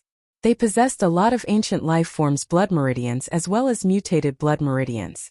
Many human warlocks, in order to pursue power, would secretly raise Hellions in captivity or collude with Hellions in order to obtain formidable blood meridians. Under the enticement of Hellions every year, there would be human warlocks who would degenerate, implanted with Hellion blood meridians and become Hellions. It was precisely because of this that Hellions couldn't be exterminated. After exchanging pleasantries, Archduke Fernando personally led Yang Feng to a luxurious palace outside of Fernando Imperial Palace to rest. The mechanized infantry division that Yang Feng brought, with its main force being level 5 humanoid primary battle robots, quickly built all kinds of fortifications within Nerona City, starting to fortify Nerona City. There were countless experts and legions within the underworld's allied forces. The Snake Demon Legion was just one of them. If they didn't prepare for battle, then Nerona City wouldn't be so easy to defend. At night, Nerona City's Imperial Palace, in a luxurious hall inlaid with countless magic lamps and the floor covered with marble, gathered the aristocrats of Nerona City. Yang Feng, dressed in a black formal attire, stepped into the palace, attracting the gazes of practically everyone within the palace. Steel City's mechanized infantry division had defeated the Snake Demon Legion with 2 level 3 warlocks with an absolute advantage, making everyone within Fernando Principality aware of Steel City's deep foundation and formidable strength. In Tyrannid subcontinent, the strong were respected. Moreover, during the invasion of the underworld's allied forces, an expert would receive the respect and attachment of countless people. Steel City had 10 mechanized infantry divisions, yet it had only dispatched 3 mechanized infantry divisions to defeat the Snake Demon Legion. From this, one could easily imagine how deep the reserves of the City of Steel was. Yang Feng was the only blood relative of Steel City's master Yang Yi. The power he possessed was enough to annihilate many small warlock families and make countless people attach themselves to him. Hello Yang Feng. I am Elena. May I know your name? Dressed in a pitch-black low-cut evening gown, revealing a large area of her snow-white skin, her slender legs faintly visible, and exquisite makeup, the beautiful Helena, appearing mature and charming, walked up to Yang Feng and said with a sweet smile. Yang Feng said with a light smile, "It's nice to meet you." Helena was one of the most beautiful women in the banquet. Yang Feng naturally wouldn't refuse the good intentions of getting to know such a beauty. "Hello, big brother Yang Feng, I am nice. Thank you very much for saving us today."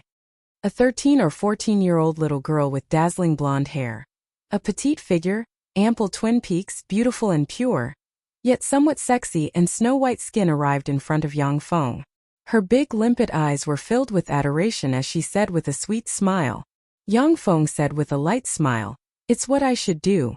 Fernando Principality's aristocratic young men and women successively moved towards him, courteously greeting him and surrounding him in the center like stars surrounding the moon.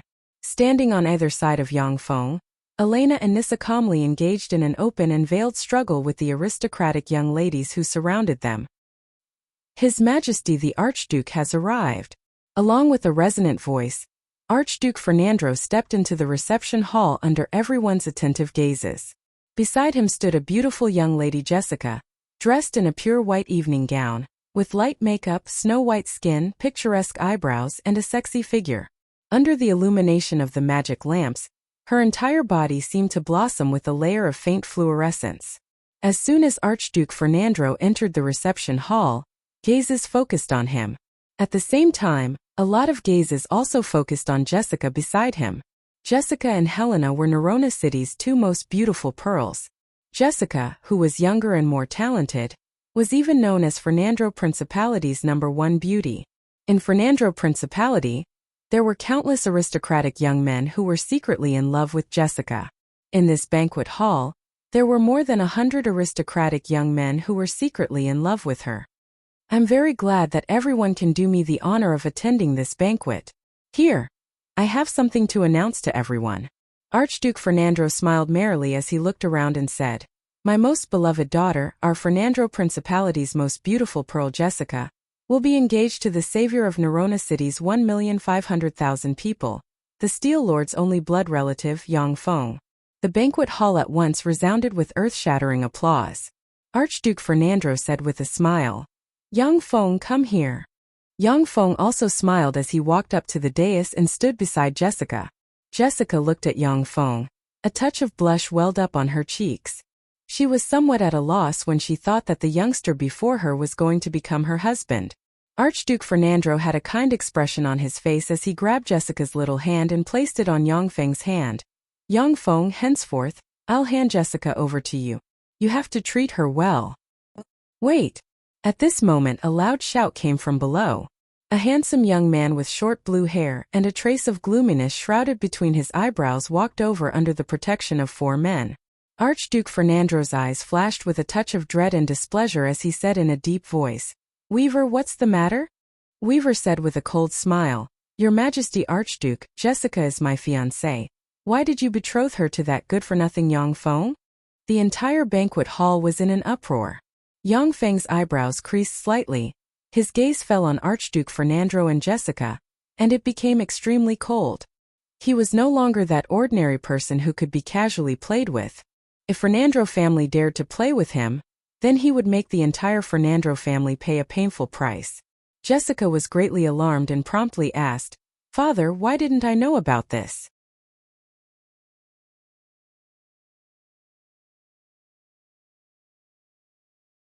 Chapter 128. Archduke Fernando's eyebrows creased slightly and he said somewhat fearfully, "Weaver, I never said that I wanted to betroth Jessica to you. Isn't this a misunderstanding?"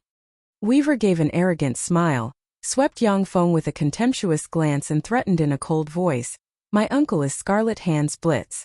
It's your Fernando family's honor that I fancy Jessica. Since I like her, then she's my fiancée. Yang Feng, you good-for-nothing, now scram. If you dare to fight with me over a woman, then I'll let you die without a burial ground. Even your city of steel will be destroyed." After hearing Weaver's words, everyone's complexions changed greatly. The aristocrats who originally wanted to speak up for justice turned silent at once.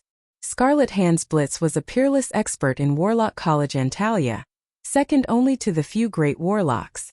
Warlock College Antalya's several great warlocks were basically practicing closed-door cultivation and researching all kinds of knowledge, with Blitz presiding over the daily affairs. It could be said that before the great warlocks appeared, Blitz was the uncrowned king of Warlock College Antalya.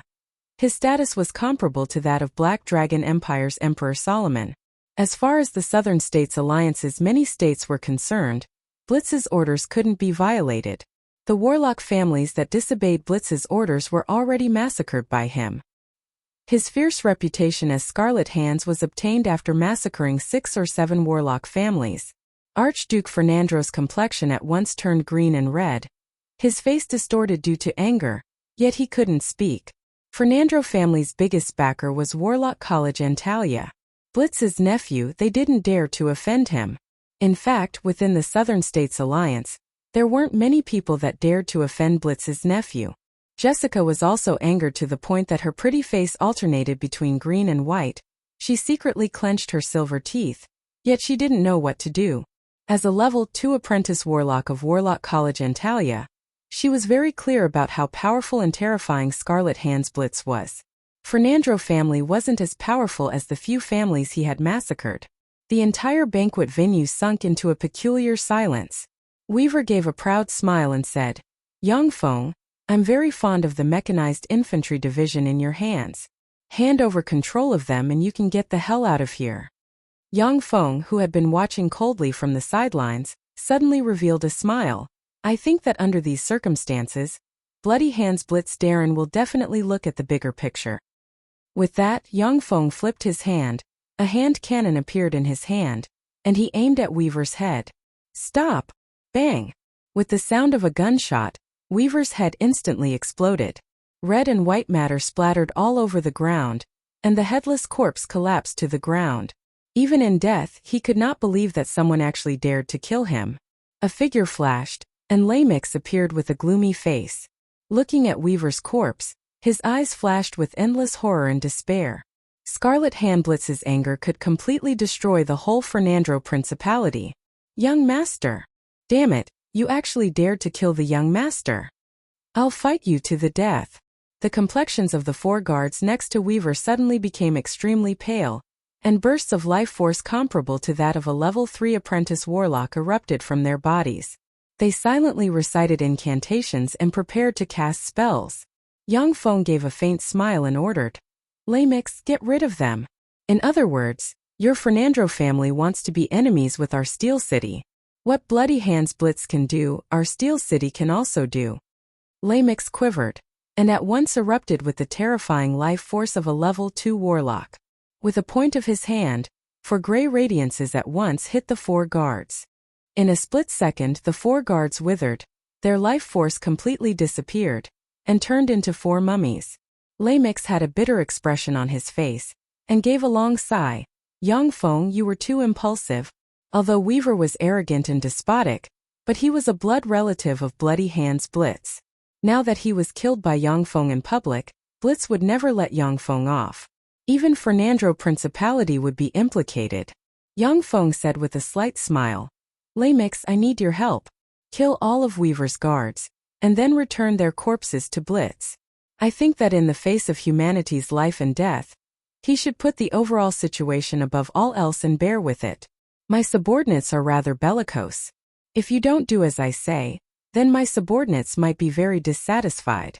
If a riot breaks out, then I won't be able to stop them from acting on their own." Lamix felt a slight chill in his heart, and gave a bitter smile. He knew that he was now faced with a dilemma. Yang Feng was forcing him to make a choice. Either choose to join Steel City, or choose to remain loyal to Warlock College Antalya.